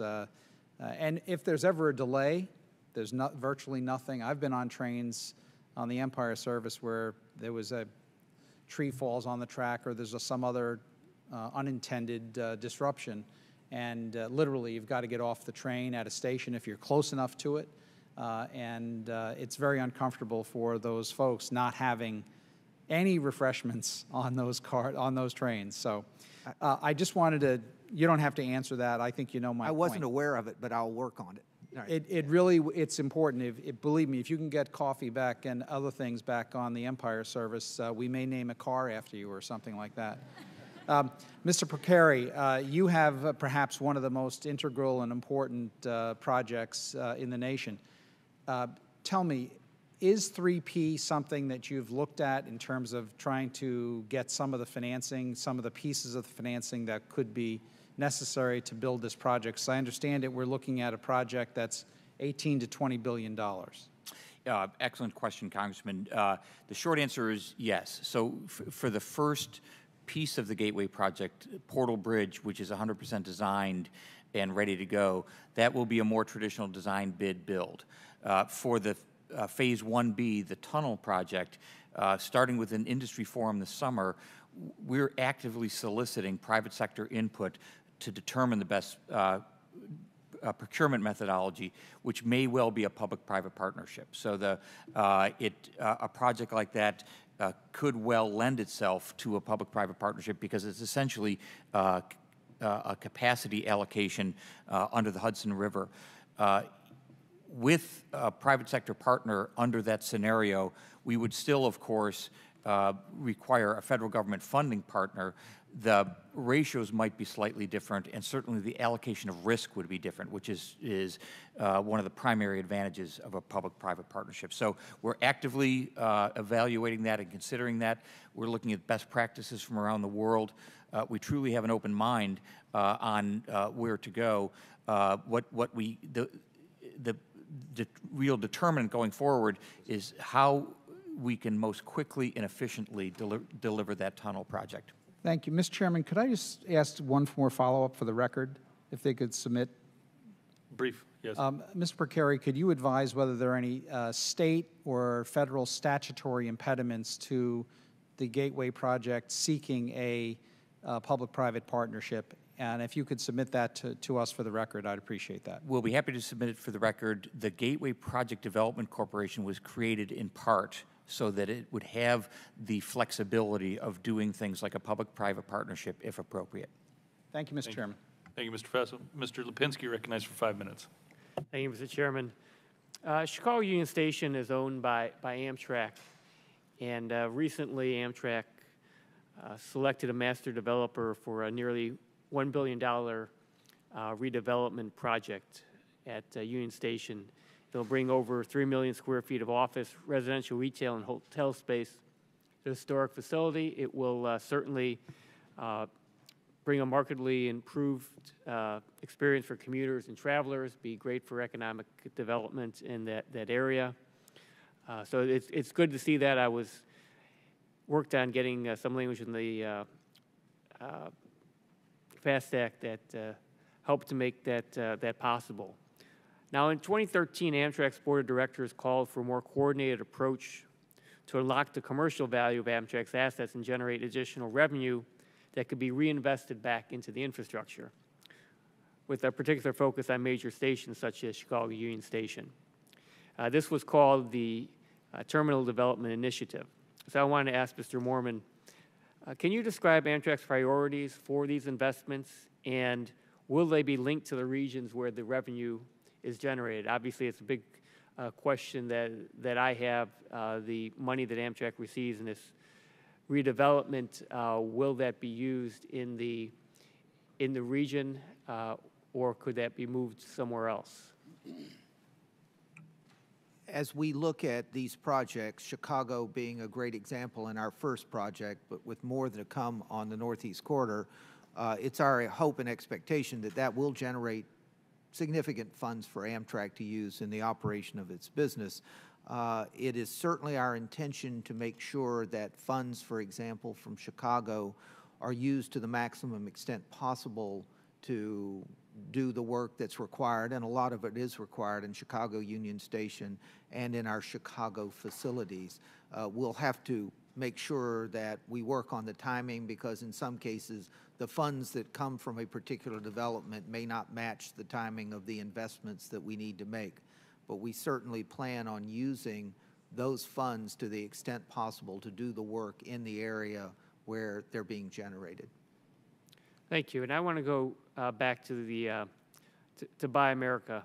I was happy to hear what Mr. Richards said about Buy America and what California High-Speed Rail will do on Buy America. In February, I introduced the Buy American Improvement Act, which seeks to close loopholes increase transparency, and promote the use of American-made goods and materials. The FRA's official policy is that high-speed intercity passenger rail equipment can and should be manufactured in the United States. I want to ask Mr. Nissenbaum what your office is doing right now in reaching this goal. Just want to make sure that you are doing that in the waiver process. I have some concerns about the waiver process, and I want to make sure that's not being used to sort of undermine our goal of a domestic rail manufacturing industry. Thank you, Congressman. Not only is it our policy, it is the law. So we are following it strictly for the entire HISPR program and all of our all programs that are funded under the statutory authority granted by this committee.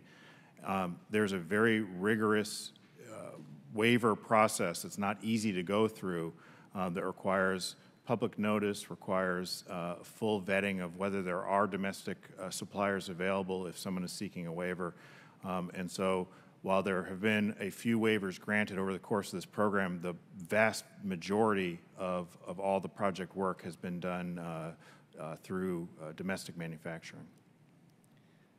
In the previous administration implemented a policy that imposed Buy America requirements on the RIF loans. Does this administration believe this policy should be continued?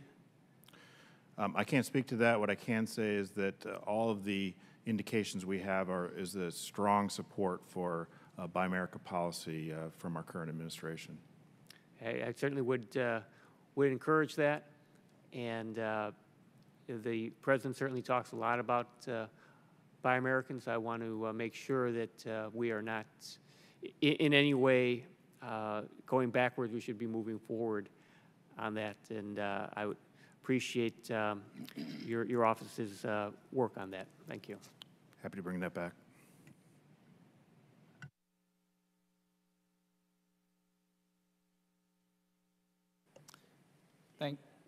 Thank you, Mr. Lipinski. Mr. Lewis is recognized for 5 minutes. Thank you, Mr. Chairman, and thank you to the witnesses for joining us today. Mr. Moorman, the FAST Act, as I understand it, required a separate P&L statement for the Northeast Corridor as well as the network by December of 16. That didn't materialize, and I believe the date was pushed back to June 2nd. That didn't materialize. Where are we in this process? We had an earlier conversation about this from a P&L standpoint and an allocation of all of our spending and revenue. Those accounts have been developed, and I think the FRA which has been a partner with us in developing them, has them, and I want to say that they have been delivered. But I'm going to go back and make sure that's the case, and I won't describe the issues we had in developing them, but there were several. What has not yet been delivered are the 5-year business plans for each one of our major businesses. That will be delivered within the next couple of weeks, in part delayed because when I got to Amtrak, we did a substantial amount of reorganization to more clearly align our organization with the specific business lines. Mr. Nissenbaum, would you want to comment on that? Or? Sure. Congressman, we think it's a very important issue, something we've been working on for quite a while, and we appreciated the committee's leadership in advancing the account structure and more transparency and accountability for each of Amtrak's service lines and asset lines. It's a large task for Amtrak. They're dealing with some pretty antiquated accounting systems. WIC has brought in a new leadership team, including a new CFO, who has demonstrated to us a real commitment to not only comply with the requirements of the FAST Act, but to actually deliver and go beyond in terms of transparency. So we're looking forward to continuing to work with Amtrak. I believe, Mr. Nissenbaum, the FAST Act also required DOT to accept some competitive bids for some of the routes. Have you received an application, or where are we on that? Yeah, so the FAST Act provided for a pilot program for up to 3 long-distance routes to be competitively bid. It requires a rulemaking process. We issued an NPRM, and we're in the process of finalizing our final rule. Once that rule goes out, that will start the clock ticking on getting expressions of interest and then bids in on And what do you expect the timeline for that to be? we expect that rule to be out very soon. What is soon? I can't say for sure. I can tell you that it's in the final review process. Mr. Reininger, I'm interested in your business model on All Aboard Florida, and especially choosing the Miami-Orlando route. I mean, I think you described the policy or the business model as trying to serve those areas that are too long to drive and too short to fly. I call that high density, where rail is most successful. Was that a factor in your choice? With certainty, the size of the absolute marketplace and the mobility between the individual cities is central to the equation. The FRA envisions a high-speed rail network connecting urban areas up to 500 miles. Now, I'm a little perplexed as to how that's going to work. I believe right now we serve about 1.2% with Amtrak of the rural communities in the country. But given the concern of what I call density, or too long to drive, too short to fly, what is your view of that? I think the private sector's participation in this is important in that you can use private investment dollars to solve portions of the overall infrastructure challenge, specifically those that have the dynamics where they can be profitable. Importantly, in my earlier remarks, I emphasized the need to incent things to happen that actually create new capacity.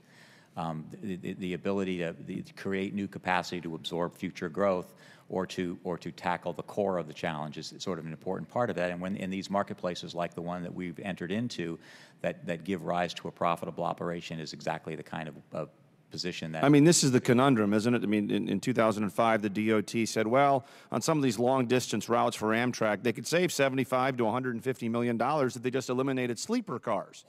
Well, that's the first thing I'd look for when I get on the Empire Builder is the sleeper car. Well, clearly our approach from the beginning here, we entered into this as the provider of a transportation service with an emphasis on the word service. And so as we developed, we had the advantage of building our platform from scratch. We didn't have a legacy that we had to work from, and so we started with the customer, and we made sure that everything about our physical plant was addressed to those needs. Very good. I thank the witnesses, and I yield back. Mr. Desaulnier is recognized for 5 minutes. Thank you, Mr. Chairman. To all of the witnesses, thank you. Thank you for the work you do, Mr. Richard. It's interesting to be back here, particularly if under Mr. Denham's charge for the three of us. And for my colleagues, I've been a supporter of high-speed rail in California, particularly as we become more urbanized, and it's an area that Mr. Richard and I worked on when we were in local government. So following a little bit on Mr. Lipinski's questions, but broadening it in your introductory comments, and we've talked about this before, particularly the JR model in Japan, where I think 25 or 30% of their operational revenue comes from land leases, and they broaden the space beyond what Mr. Lipinski was talking about, as I remember from my trips over there. So as we urbanize in California at a rate that none of us expected, in San Francisco, the assessed value around the Transbay Terminal, which cost us $4 billion in the Bay Area, but we still need to get the Caltrain line, the extra half-mile from 3rd Street in there, which will cost $1.25 billion, and we're trying to find the revenue. The assessed value within a few blocks of the Transbay Terminal is being urbanized so intensely is $8 billion. So in Union Stations in Los Angeles, similar order of magnitude, San Jose, as you have mentioned. How does maybe the federal government play a role as the Japanese federal government does in incentivizing a proper investment that those private sector investments want as well? So all the people at Union Station who are now investing heavily in downtown Los Angeles, Fresno's going through the same thing. On the East Coast, you already have that. In terms of intercity investment, we did a trip, former Chairman Micah and I was on a trip to the 2nd Avenue subway in New York, most valuable real estate in the United States. And some of that, it would seem that at least the increase in the assessed value is a good investment back into the operations or the capital investment of the infrastructure. So could you comment a little further on that about where the federal government might have a role based on your knowledge about other successful high-speed rail and intercity investments around the world, where they do it differently than we do it here in the United States. Congressman DeSaulnier, thank you. The first thing that comes to mind is, I think in the state and local context, if you and I were back in 1996 thinking about how we would do this, knowing what we know today, yeah, we probably wouldn't be here. Well, you would be here, but I think that there was a missing link in California in terms of creating the initial authority for us as the rail authority to have control of the area around the station, so that we could harvest some of this uplift that you're talking about. I'm trying to recapture some of that now. I've created a transit land use committee, and we're trying to find ways to do that. As you know, our governor dissolved the redevelopment authorities. You and I worked on a redevelopment authority previously. Your question, though, was to the federal government, and I'd like to reflect on that and get back to you, but my initial thought on that is this. I think it goes to the generic role of the federal government and government in general if it wants to unleash the potential of the private sector, which is to recognize the risk profile at the beginning is very high in many cases for the private sector. And, well, and actually one other thing, if you look at, for example, Fresno, which is going to be a hub where high-speed rail is going to revitalize the downtown, they need about $800 million of infrastructure improvements, water, sewers, streets, internet, and so forth, because a private developer, as you and I saw in Pleasant Hill, cannot come in and make and carry those kinds of investments on their balance sheet. So I do think that the partnership here is, to the extent that there is governmental support for infrastructure, the private sector then both sees the risk profile come down and also sees that the infrastructure has been put in place that allows them to bring private dollars in.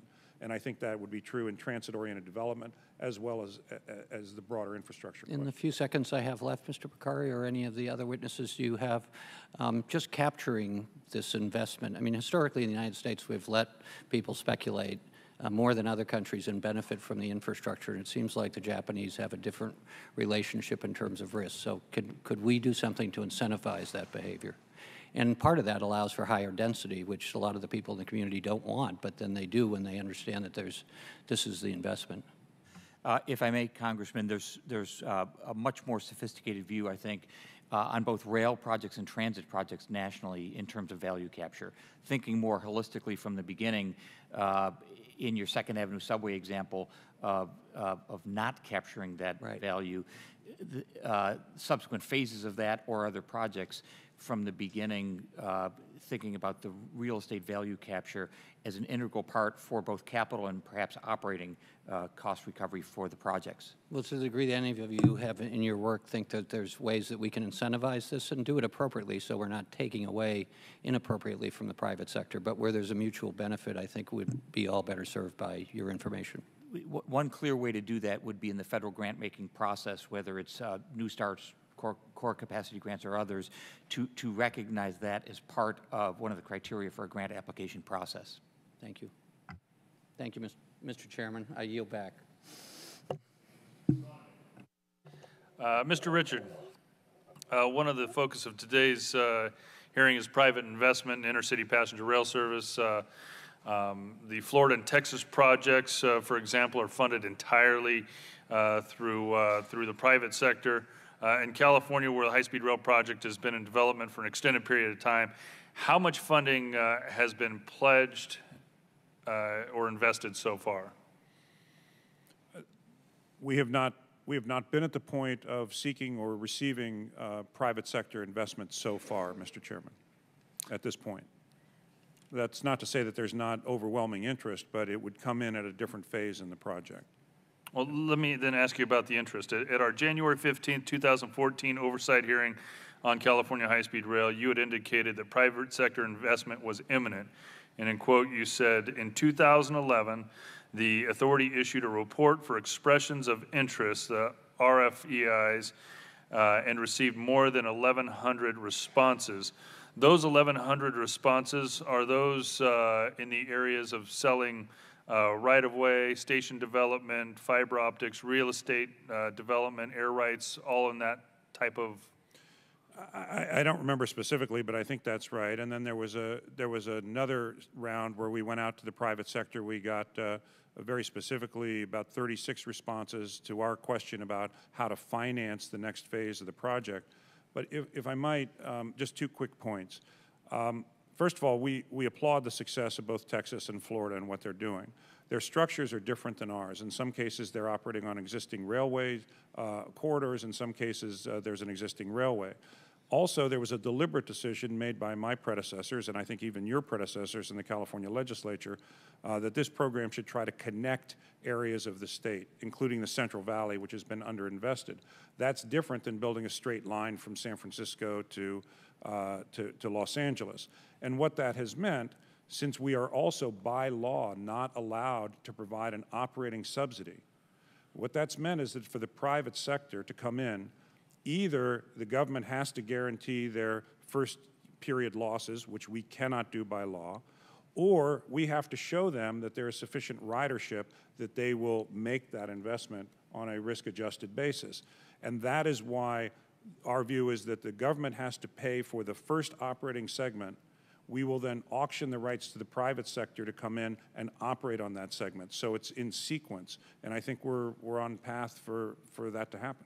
I've got specific questions on the ridership side of things and the private investors as it pertains to either direct money into the project or from buying the train sets themselves. Right. But specifically on the redevelopment of real estate or selling of right-of-way for whatever purpose, whether that's development or fiber optics or signage or what have you, do you have estimates on what all of the different developments from LA to San Francisco and the right-of-way that's being purchased, estimates on what that value is that could be generated from just that aspect of the business? I don't have that at this time, Mr. Chairman. We're just really starting to get into that. So my answer is I do not have that at this time. Okay, but you had 1,100 responses. Those 1,100 responses were pertaining to what? Mr. Chairman, I have to say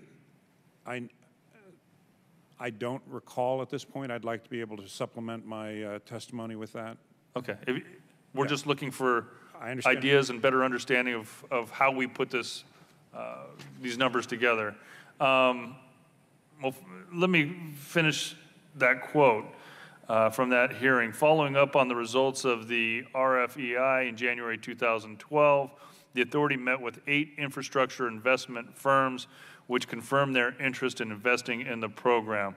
What has happened since 2012? It's been 5 years since you made that statement. I assume, well, let me ask you, the 8 infrastructure investment firms, was that pertaining to buying the trains themselves? Was it capital infusion? Was it going into the infrastructure of rail? And what has happened with those 8 companies? I was in many of those meetings, Mr. Chairman. It was really about, at that point, looking at the question of infusion of capital. And actually, it was my idea to say, we need to go out and take snapshots of the market from time to time and find out where we are and what we need to do. Subsequent to that, in 2012, probably the one thing that sort of disrupted our development was adverse court rulings in 2013. Adverse court rulings in 2013 that basically put the project on hold.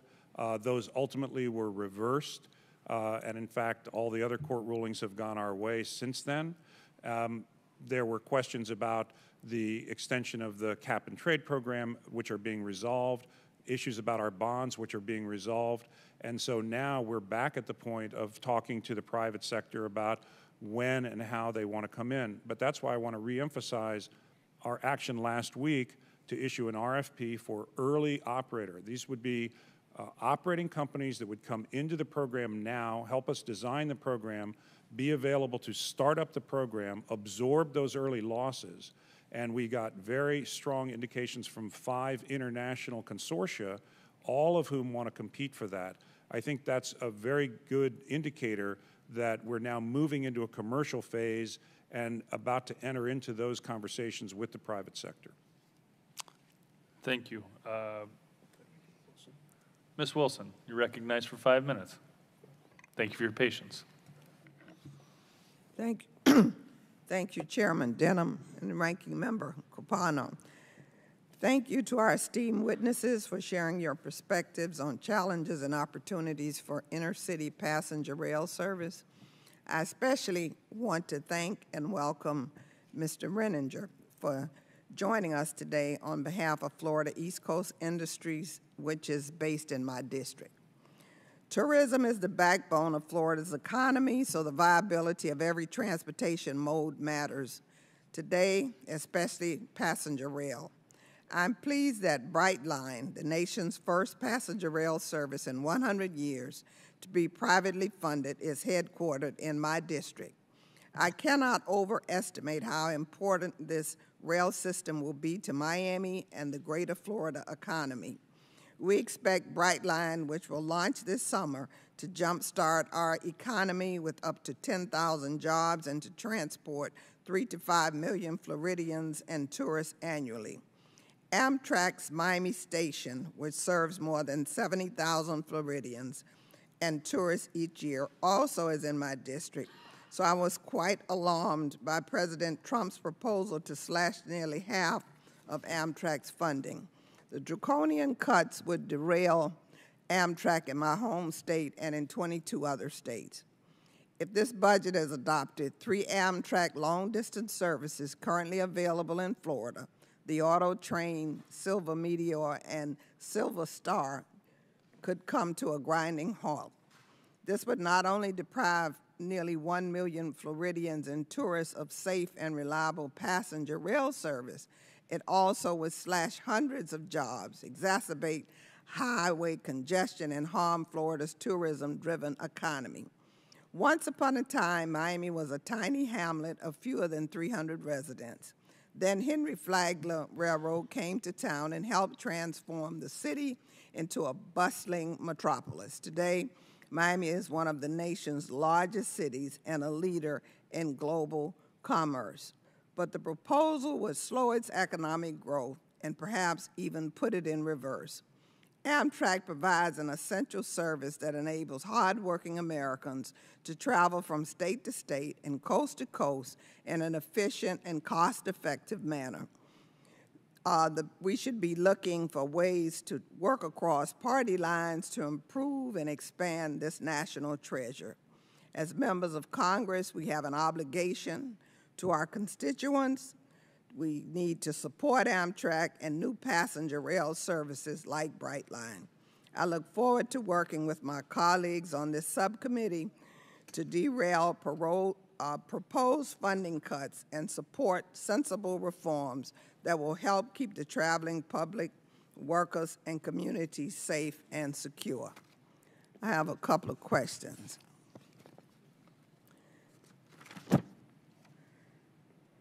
Mr. Renninger, I applaud your commitment to the Miami community. Please elaborate on Brightline's commitment to workforce training and apprenticeship education. Specifically, who do you plan to partner with to ensure we develop a workforce that meets the industry's needs, and how do you plan to do that? Thank you for the question, Mrs. Wilson. As you know, we've taken to heart several very important initiatives around the idea of making sure that our workforce is a reflection of our local communities and all the places that we're serving them. In specifics, in the Miami station area, we made an important decision to locate our corporate headquarters adjacent to our station location in downtown Miami, and we have a preference program in place that as we are building up our staff, that we make a preference for hiring those that are the most local within our neighborhood as we possibly can. As an extension of that, we've also done a couple of things where we have partnered with other local business enterprises and created opportunities for them to open new businesses within the context of our developments there at the station. And we've made special provisions for making those deals with people that share our preference for hiring from the very sort of localized community. We've also been in discussions with local educational institutes like Miami-Dade College to develop programs that will support the nature of the training that will be necessary to produce the workforce that we need to make our business successful. As I stated earlier, as a transportation service provider, we have a special emphasis on the word service, and we have a very hospitality-oriented approach to the product that we're delivering. And so the development of training for people that will be in what is essentially a hospitality industry for us is central to our ability to be successful as we go forward. Thank you. Mr. Nissenbaum, the White House budget requests $25 million for consolidated rail infrastructure and safety improvements, down from $68 million in 2017. Will this cut impact rail safety? So in the FY17 consolidated appropriations, Congress provided for the $68 million. So that's the program we'll be implementing in FY17. I didn't hear you. Congress provided in the FY17 appropriations the full $68 million for that program, and that's the program we'll be implementing this year. Okay, thank you. Ms. Wilson? Mm-hmm. Your time's expired. I yield back. Thank you. Mr. Richard, the peer review group noted reviewing the 2016 business plan that if the, quote, if the initial initial operating segment is completed as planned, the lack of a connection into Bakersfield, you're stopping the first initial segment short of Bakersfield. So if it's not connected with Bakersfield and you don't have a fully functional connection from San Jose to the Transbay Terminal in San Francisco, will that not, those two, limit the ridership numbers and passenger revenue that you're needed to complete the rest of the project and encourage private investment?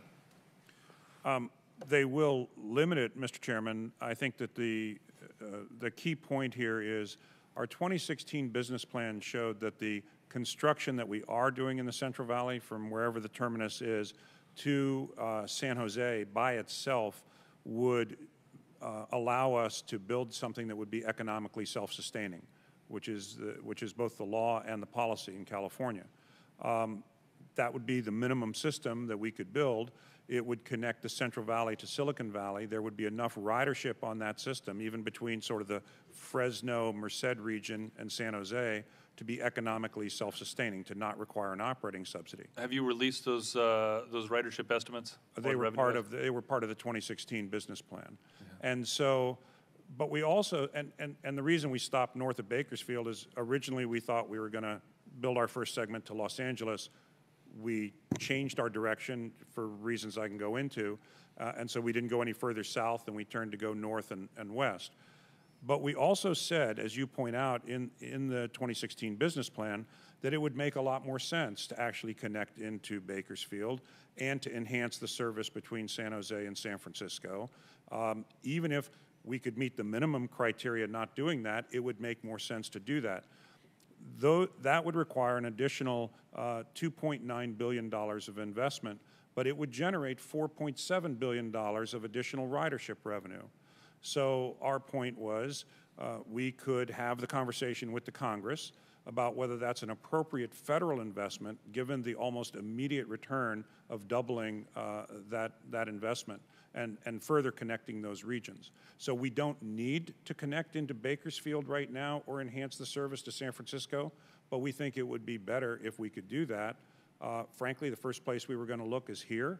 If that's not satisfactory, we'll start scrounging in the sofa cushions to see how we get there. And the recent FRA grant for Caltrain electrification, it is my understanding the folks over in that area have made it very, very clear that they will never be high-speed rail, nor do they want to be high-speed rail, and that the Caltrain track will never be upgraded to be able to facilitate the California high-speed rail trains on that piece of track. So it's my understanding that as the blended approach, you would, as you connect with Caltrain eventually, that you would have to get off of California high-speed rail and onto Caltrain.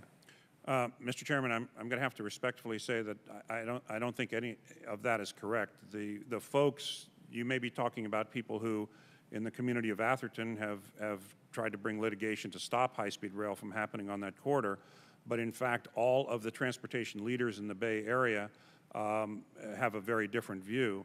We have a very different view, and in fact by law we could not provide the $600 million of bond funding contribution to that unless that corridor will accommodate high-speed rail. We simply couldn't do it.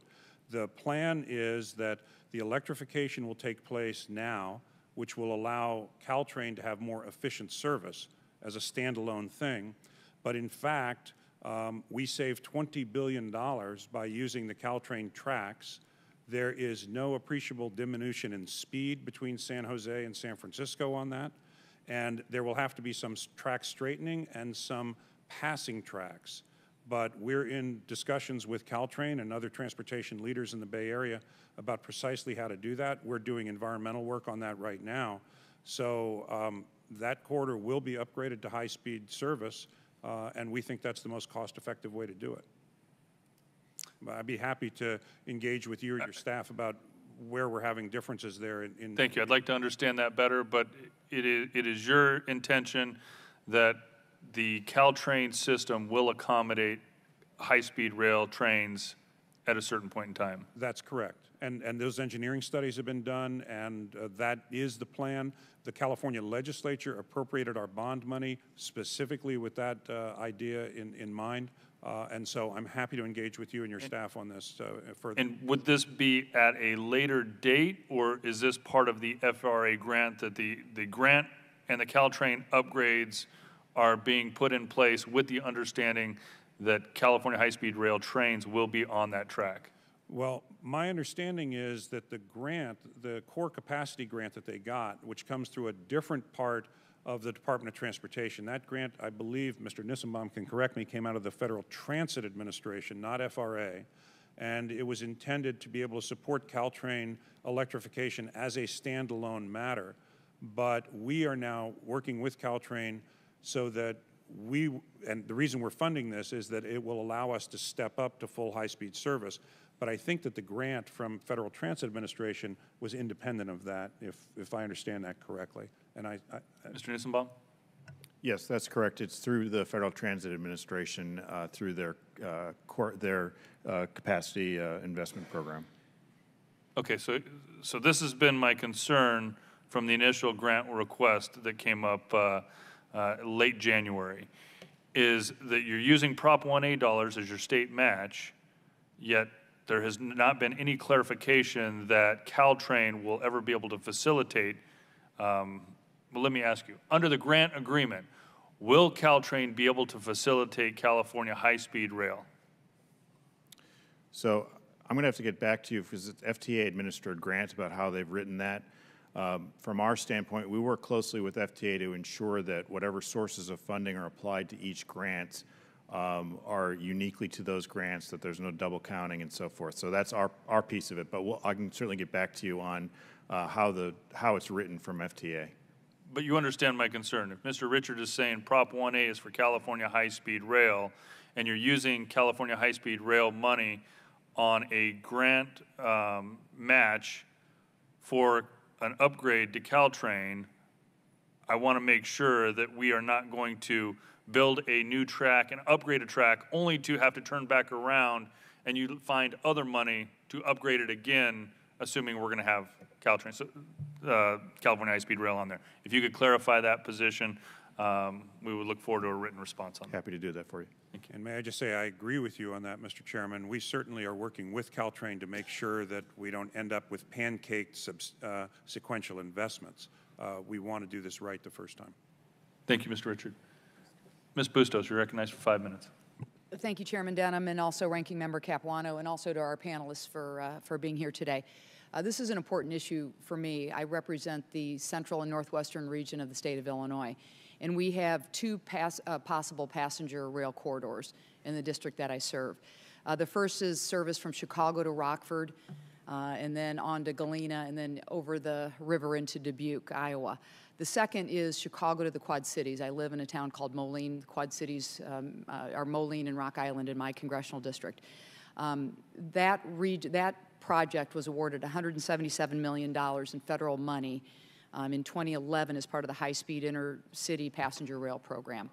The Chicago to Quad Cities route has experienced delays upon delays due to uncertainty, mostly at the state government level. We've got some issues with our state budget.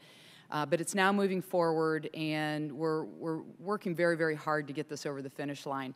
And as you might expect, it's a major economic development impact on our community, 800 new jobs, helping with tourism, helping our families get back and forth to Chicago, which is very congested if you do that by driving. So, Mr. Nissenbaum, I actually have two questions for you. The rest of you can relax. I don't have any questions for the rest of you. You've been at FRA for some time, and I think you're familiar with this project. And the FRA has been a really big help to our office. So I want to thank you and your colleagues for that.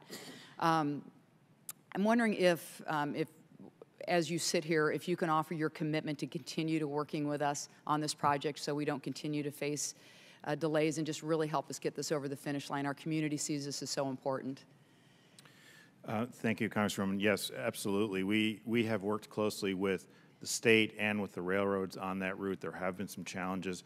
A portion of it, we've been able to get those investments in place. The portion over the BNSF railroad, it's when we've hit the short line territory that things have been a little bit more difficult, but we're working through that with the state, and you absolutely have our commitment. We'll continue to partner with the state on it. I appreciate that. And that was really part of my second question. We've got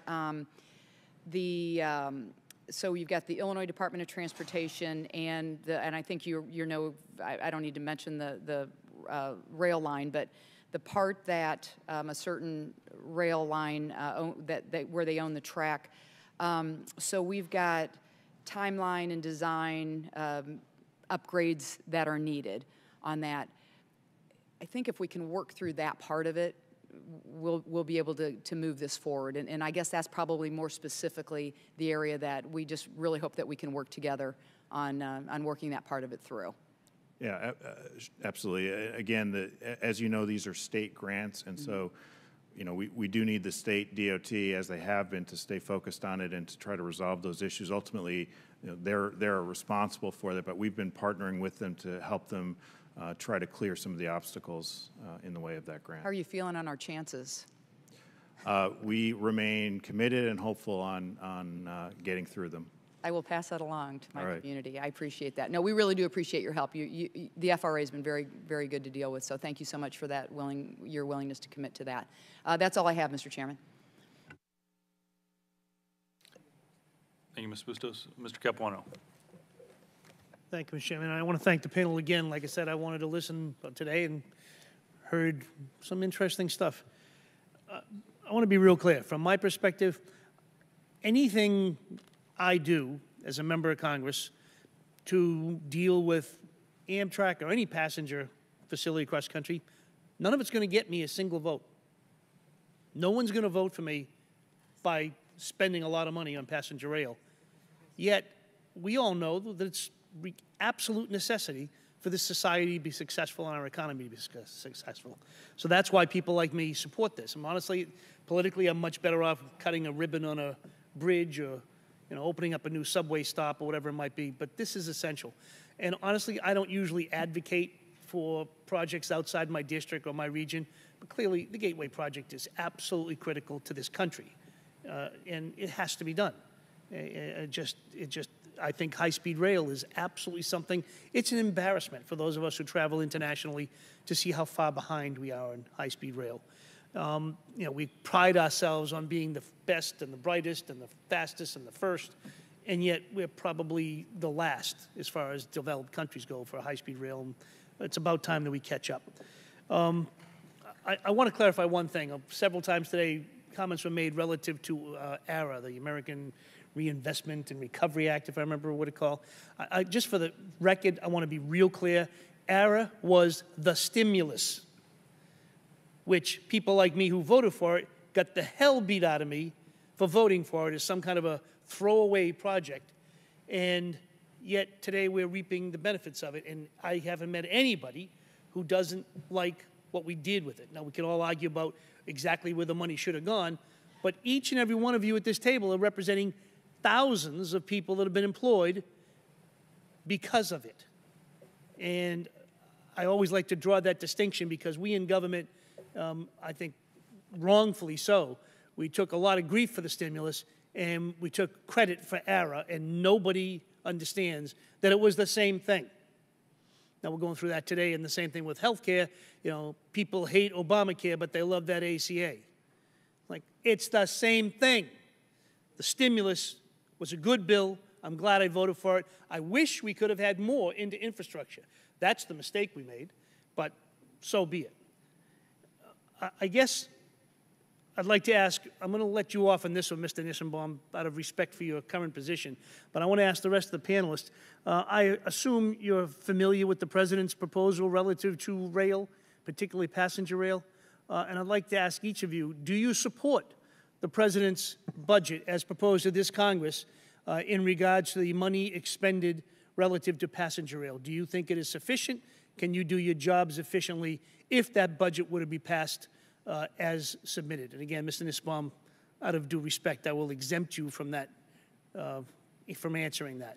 Mr. Moorman, do you have an opinion on the President's budget relative to passenger rail? Mr. Capuano, I'll say what I said earlier. I think that the President's budget, the statement of the budget is that we should not support the long-distance network, but we should continue to support the states and the Northeast Corridor. And as I've said before, I think the long-distance network provides valuable services, but that is an argument that you can have on a philosophical basis.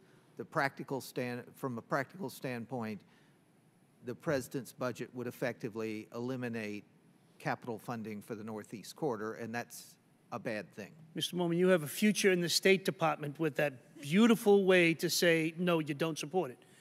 Mr. Polcari, how do you feel about it? Thank you, Ranking Member Capuano. The Gateway is a great illustration of a very specific project where the President's budget, as proposed, would not permit the federal funding share. So any project that does not yet have a full funding grant agreement could not qualify for core capacity or new starts grants. So starting with the bridge, the Portal North Bridge, and later with the tunnel, the two most crucial elements of this very crucial project would not be eligible for federal funding under the President's budget as proposed. I gotta love this. I guess I'm gonna have to speak English for each of you. That was a no as well. Thank you, Mr. That is a no as well. Mr. Reininger, how do you feel about the President's budget? I can translate afterwards, don't worry. Am I going to be cutting a ribbon on a bridge? I share your point of view that there is a fundamental need for significant investment in infrastructure across the country. I absolutely believe that the role that intercity passenger rail can contribute to that is an important piece of the entire equation. We have, for 5 years now, been laser focused on a private sector response to that. And as much of the conversation has gone on today, I felt a little bit exempted from that because we aren't seeking grants, we aren't seeking subsidies, and we really aren't part of a federal funding source resolution to the opportunities that we see for intercity passenger rail as we go forward into the infrastructure challenge in general. I will say that that I think there's room within the context of the dialogue that's presently taking place on infrastructure in general for assistance for projects like ours, and we support those. So that's a no, too. Thank you, Mr. Reininger. Mr. Richard, do you support the President's budget? Mr. Capuano, I'm going to give you a direct answer, but I don't believe that for 1 second. You're going to see that I am, predicated by this. It will surprise people to know that California, a state where we're a car culture, we write songs about our cars in California, actually has 3 of the 5 busiest Amtrak routes in the United States. Our LA to San Diego route is second only to the Northeast Corridor, which we acknowledge is the most important rail corridor in the country. Our State Secretary of Transportation has sent a letter opposing the cuts to Amtrak in the President's budget. I don't think you need to translate for me for that.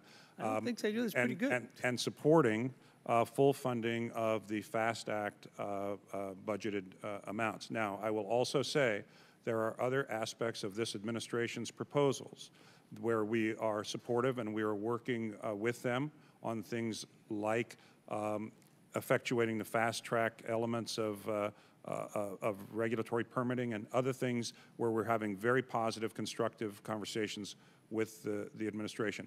But we have specifically opposed the cuts to Amtrak in the President's budget. I'm presuming the chairman's going to be a little flexible with me since I've been so nice all day. I got a few more.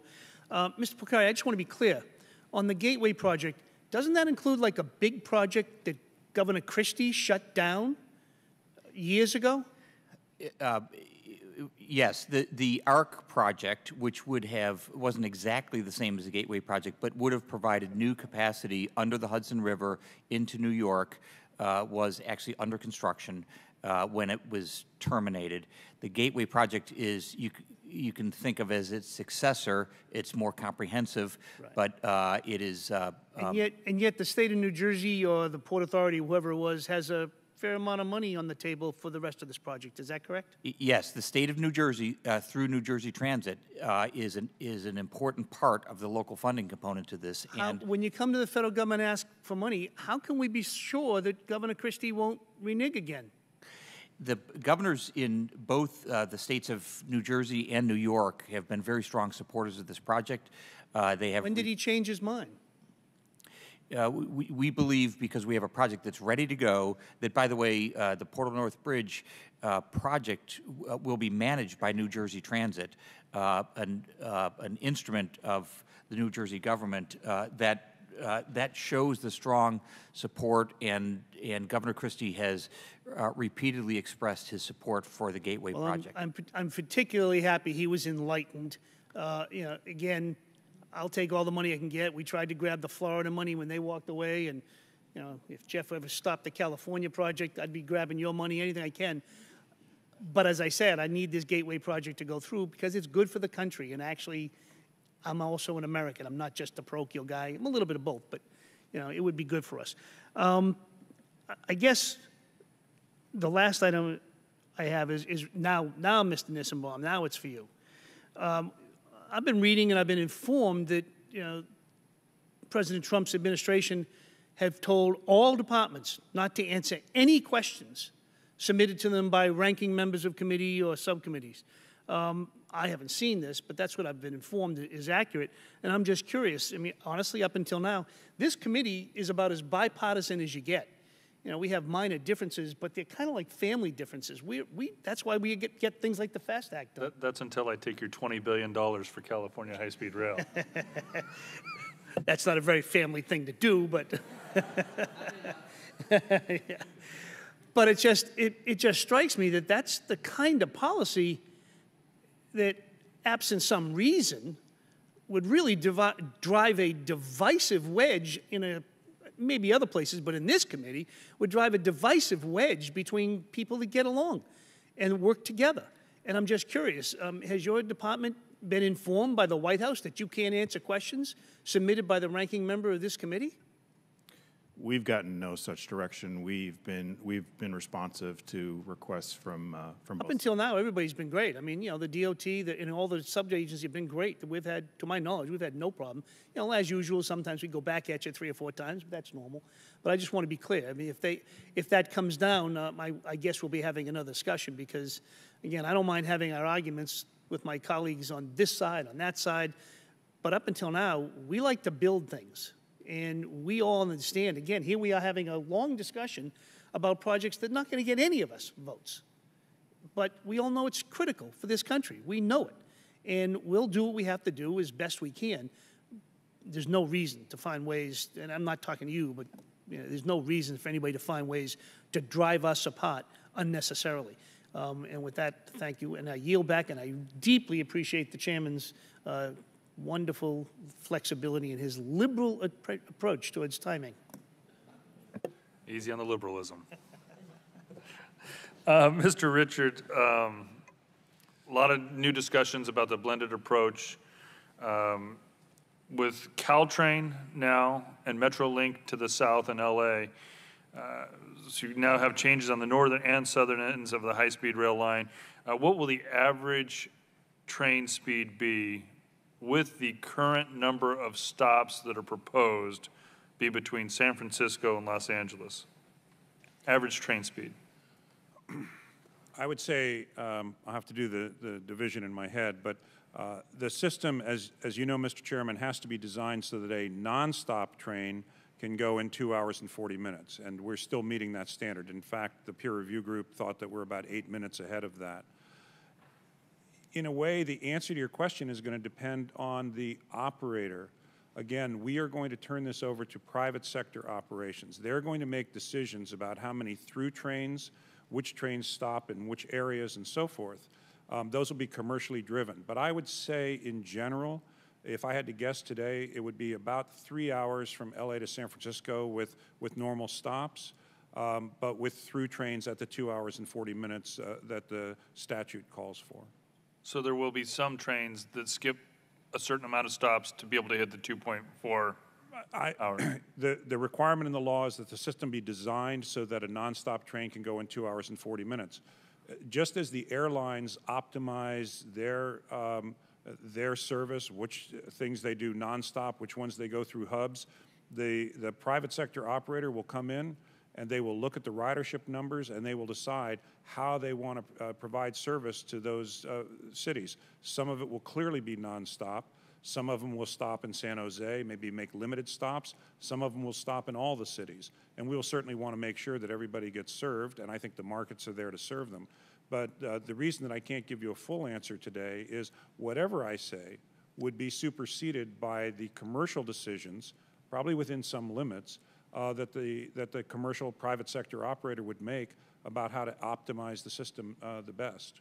We've seen a number of models as we've taken a look at France and Japan and China and seen what projects there are that are high speed that are already out there. We've also seen Florida and Texas. They're modeling on what is proposed in the future. I would like to also see that modeling for California to better understand what areas of the state you could actually hit the 220 miles per hour, and if you're adding in stops and optimizing the rail system based on those stops, we would like to see how that affects the 220 miles an hour. We'll be happy to provide that to you. I would only make this point very quickly, Mr. Chairman, which is several times you've referenced the legislatively created peer review group. One of the things, before we agreed to the blended service, the peer review group not only recommended it, but indicated that we could run blended service in the end portions and still meet all the requirements of the Bond Act. 85% of the track we're laying will be brand new virgin track, and that will all be susceptible to the highest speeds that these trains can run on, subject only to track geometry. It's only in the urban areas where, as you've traveled around and seen it, the trains don't go 200 miles an hour anyway. That's why we were able to share track in the north, and in the south, we're only sharing corridor. We're building our own track, but adjacent in the corridor with no appreciable impact on the speeds. Thank you. And I want to follow up on one final question, Mr. Richard. From a previous hearing that we had last year. Last July, California High-Speed Rail Authority made a presentation to the U.S. DOT in which it indicated it would seek $15 billion in federal funding and financing support. Where does this stand, and why was this not discussed in the 2016 business plan? I was not in that particular interaction with the DOT. My understanding, Mr. Chairman, is that and I have to search my memory on this, is that basically it was a conversation about possible access to RIF funding and other sources like that. I don't believe it ever, well, I know because it never came to our board, it never rose to the level of a proposal. I think that it was a conversation with DOT. We've had an excellent partnership with our funding partners there about, as we moved forward, the ability to, if you will, securitize our revenue streams with RIF loans and so forth. I don't think it progressed past that at that point. We'd like to come back to that at the appropriate point. And Mr. Chairman, if you'll permit me, at some stage, I'd like to work with you and your staff on our long-term view about how we're staging this and what support we might be looking for at various junctures. I look forward to that continued discussion, but as chair of California High-Speed Rail Authority, certainly you must authorize or at least know of any of your staff that may be going out and giving a formal presentation, especially one that would require $15 billion. That would be correct, sir, but I don't think that this was a formal presentation. But again, I'm going to go back and take a look at it. I mean, remember at the time, I did not authorize it, and I'd like to say that I know every single thing. I would love to go over that with you. Okay. It looks, from our standpoint, that we got it after the fact, that it looks like a very formal presentation. I guess my bigger concern is that while this happened in July, we had a hearing in San Francisco or in the Bay Area on August 29th. That's right. Where you had indicated there would not be any federal funding needed, both from questions from Republicans and Democrats, that there would not be any more funding needed under the initial operating segment. So you can understand how we would be concerned to see that a month prior, $15 billion is being requested out of DOT. Well, Mr. Chairman, first of all, let me just say I take my obligation to give full and candid testimony very seriously. And what I said is exactly what I meant. For our initial operating segment, which is about a $20 billion segment, my belief right now is that it would be, I mean, I'd love to take federal money, but my belief right now is it will be funded with $8 billion of state bonds, the $3.5 billion of federal money we already have from ARA, the Stimulus Act, and the FY10 appropriation, from a combination of cap and trade dollars, and then we have a gap of a couple billion we have to fill. But we have a financing plan in mind for that that does not involve us coming and asking for any additional amount of federal money. So my statement to you on August 29th stands, and I'm happy to go back and rectify that with this other presentation. But my statement to you stands on that. We were not looking for $15 billion to get the initial operating segment done.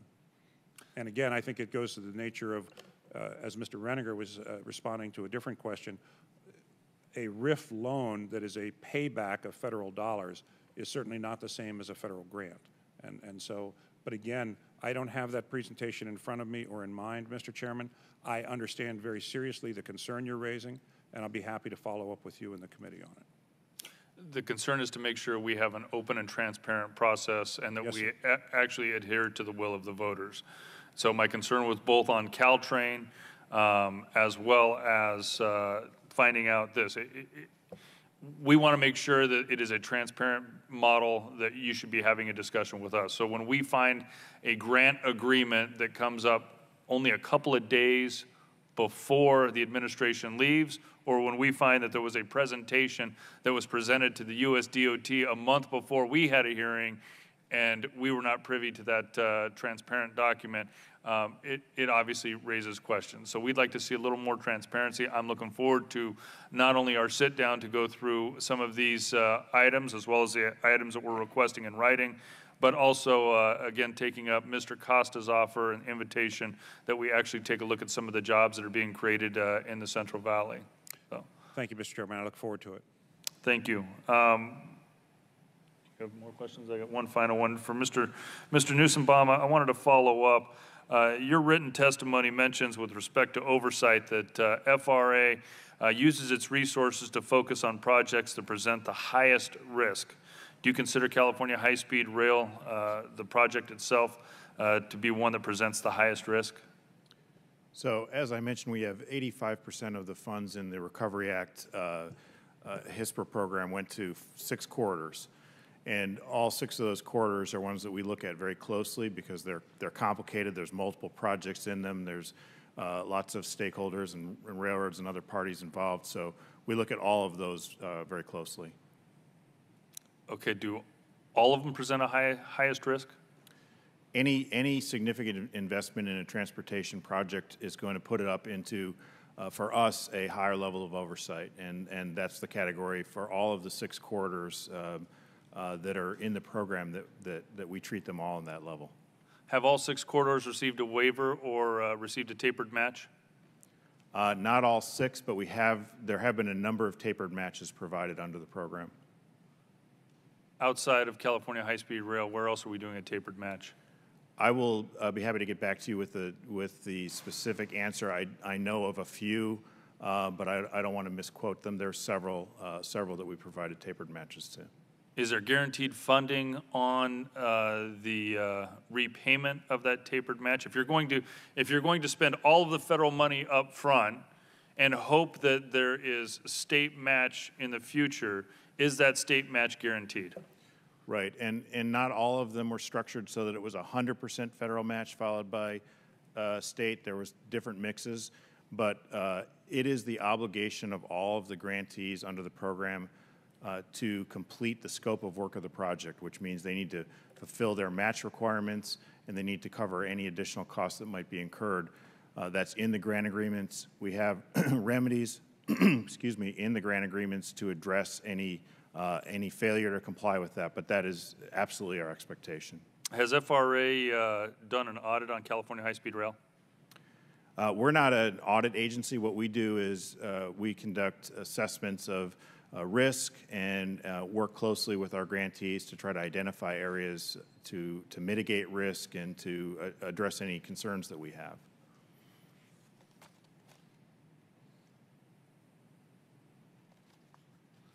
In your testimony, in your opening statement, FRA uses its resources to focus on projects that present the highest risk.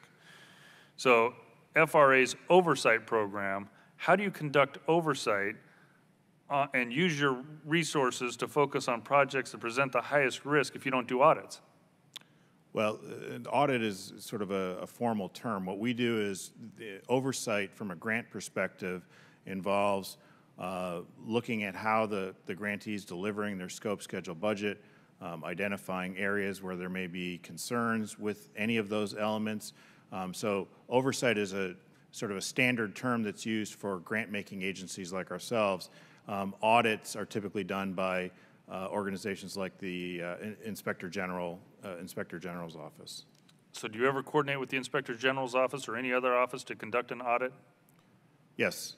In fact, we've had, I believe, 14 audits conducted on the program and some of our projects over the course of the HISPR program. How many of these types of audits have been done on California High-Speed Rail? I'll have to get back to you on that. I know of at least one that was focused primarily on California High-Speed Rail. There's others that have touched on a number of our grants. We would request to see each of those written documents. Be happy to provide those.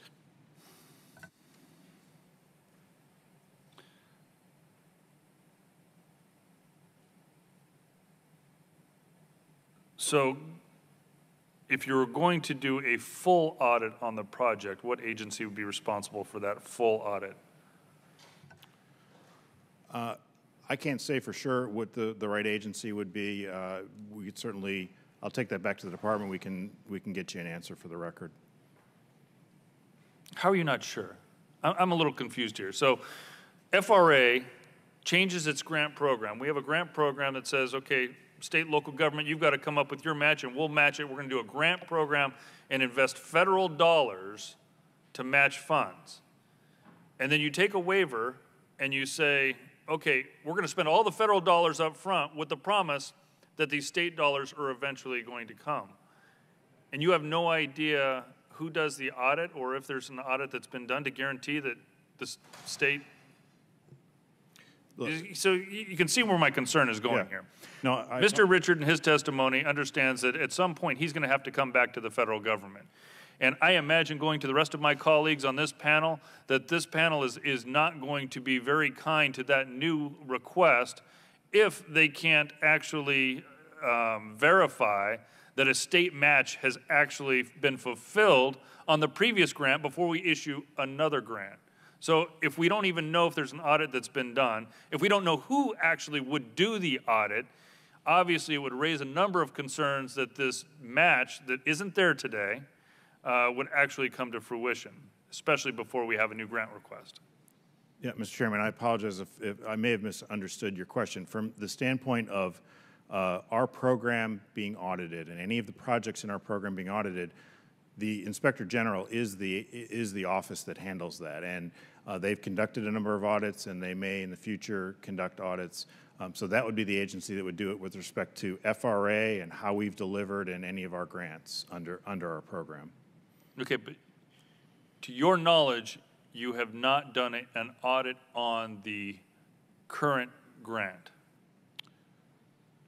We have not, but again, the Inspector General and the GAO have conducted, I believe the number is 14 audits of the overall HISPR program, of which at least one of those was focused on California high-speed rail.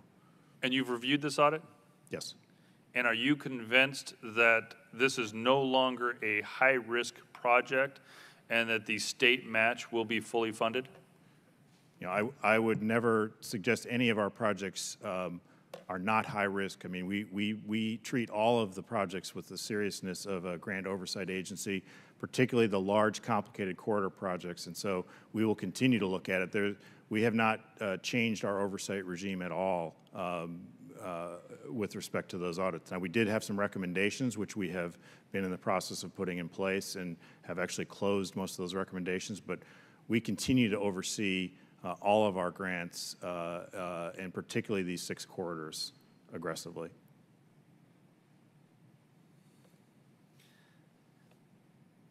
I hate to assume anything in politics, but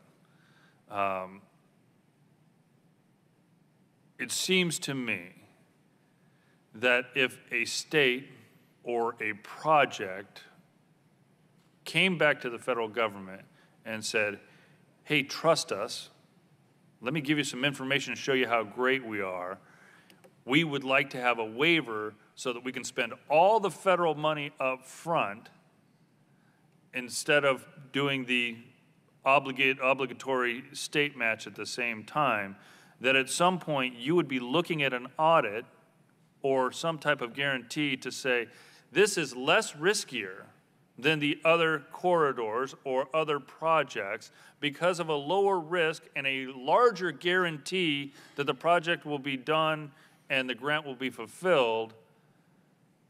There has to be some type of understanding before we would do a tapered match. Would there not? Correct. Whenever we get a request for a tapered match, and we've had a number, and as I said, we've granted some, we go through a review process. It's a standard grant tool that's used.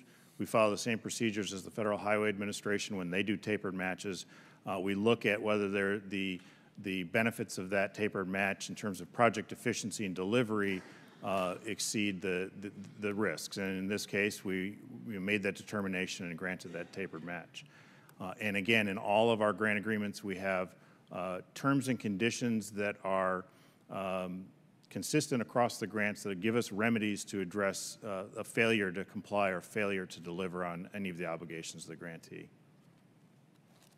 Thank you. This committee will be requesting to take a look at and receive copies of what the guarantee was or the cost analysis that was used prior to approving the tapered match, and then also take a look at where we are now before we request an audit. We will do both of those in writing as well.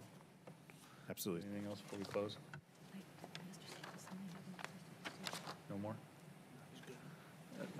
Yield to Mr. DeSaulnier. Just 2 comments. I share the concern expressed by the chair on these mega projects when we look at risk management, risk assessment, not specifically towards high-speed rail, but just from experience. And then, Mr. Richard, in regards to the commitment to the 2 hours and 20 minutes, I feel obligated to at least ask you to provide me with some information on the committee. The last committee that I was involved with in Sacramento, the head of your peer review group said, and it was well publicized, that under his belief, under the changes you had made at that time, and that was 3 years ago, that you could no longer make the 220. I think it was 3. You weren't in attendance. Mr. Morales was. But it was well publicized. That's my memory. So we need to find out what changed or what the difference was, because it was a clear, unequivocal response to a question I asked him, and it was the chair of your peer review group. So we just need to find out. I would like to find out, whether it's 220 or not, whether he made an error in that public meeting, or if something changed subsequent to that, so that your testimony here is accurate. Thank you, Mr. Chair. I will provide that for you. I think I understand where the difference is, and I'll get that information for you. But because sitting here today, I've never heard an explanation of why he wasn't factually correct in response to that question. So let's find out. Okay. Well, let me thank each of our witnesses. We normally in this subcommittee, with the help of Mr. Capuano, we are usually very, very quick and very, very efficient. We normally do not go over 3 hours. But I'd like to thank each of you for your indulgence as well as your testimonies today, and look forward to following up with each of you. We will have some written questions as well. I ask unanimous consent that the record of today's hearing remain open until such time as our witnesses have provided answers to any questions that may be submitted to them in writing, and unanimous consent that the record remain open for 15 days for additional comments and information submitted by members and witnesses to be included in the record of today's hearing. Without objection, so ordered. If no other members have anything to add, the committee stands adjourned. Thank you.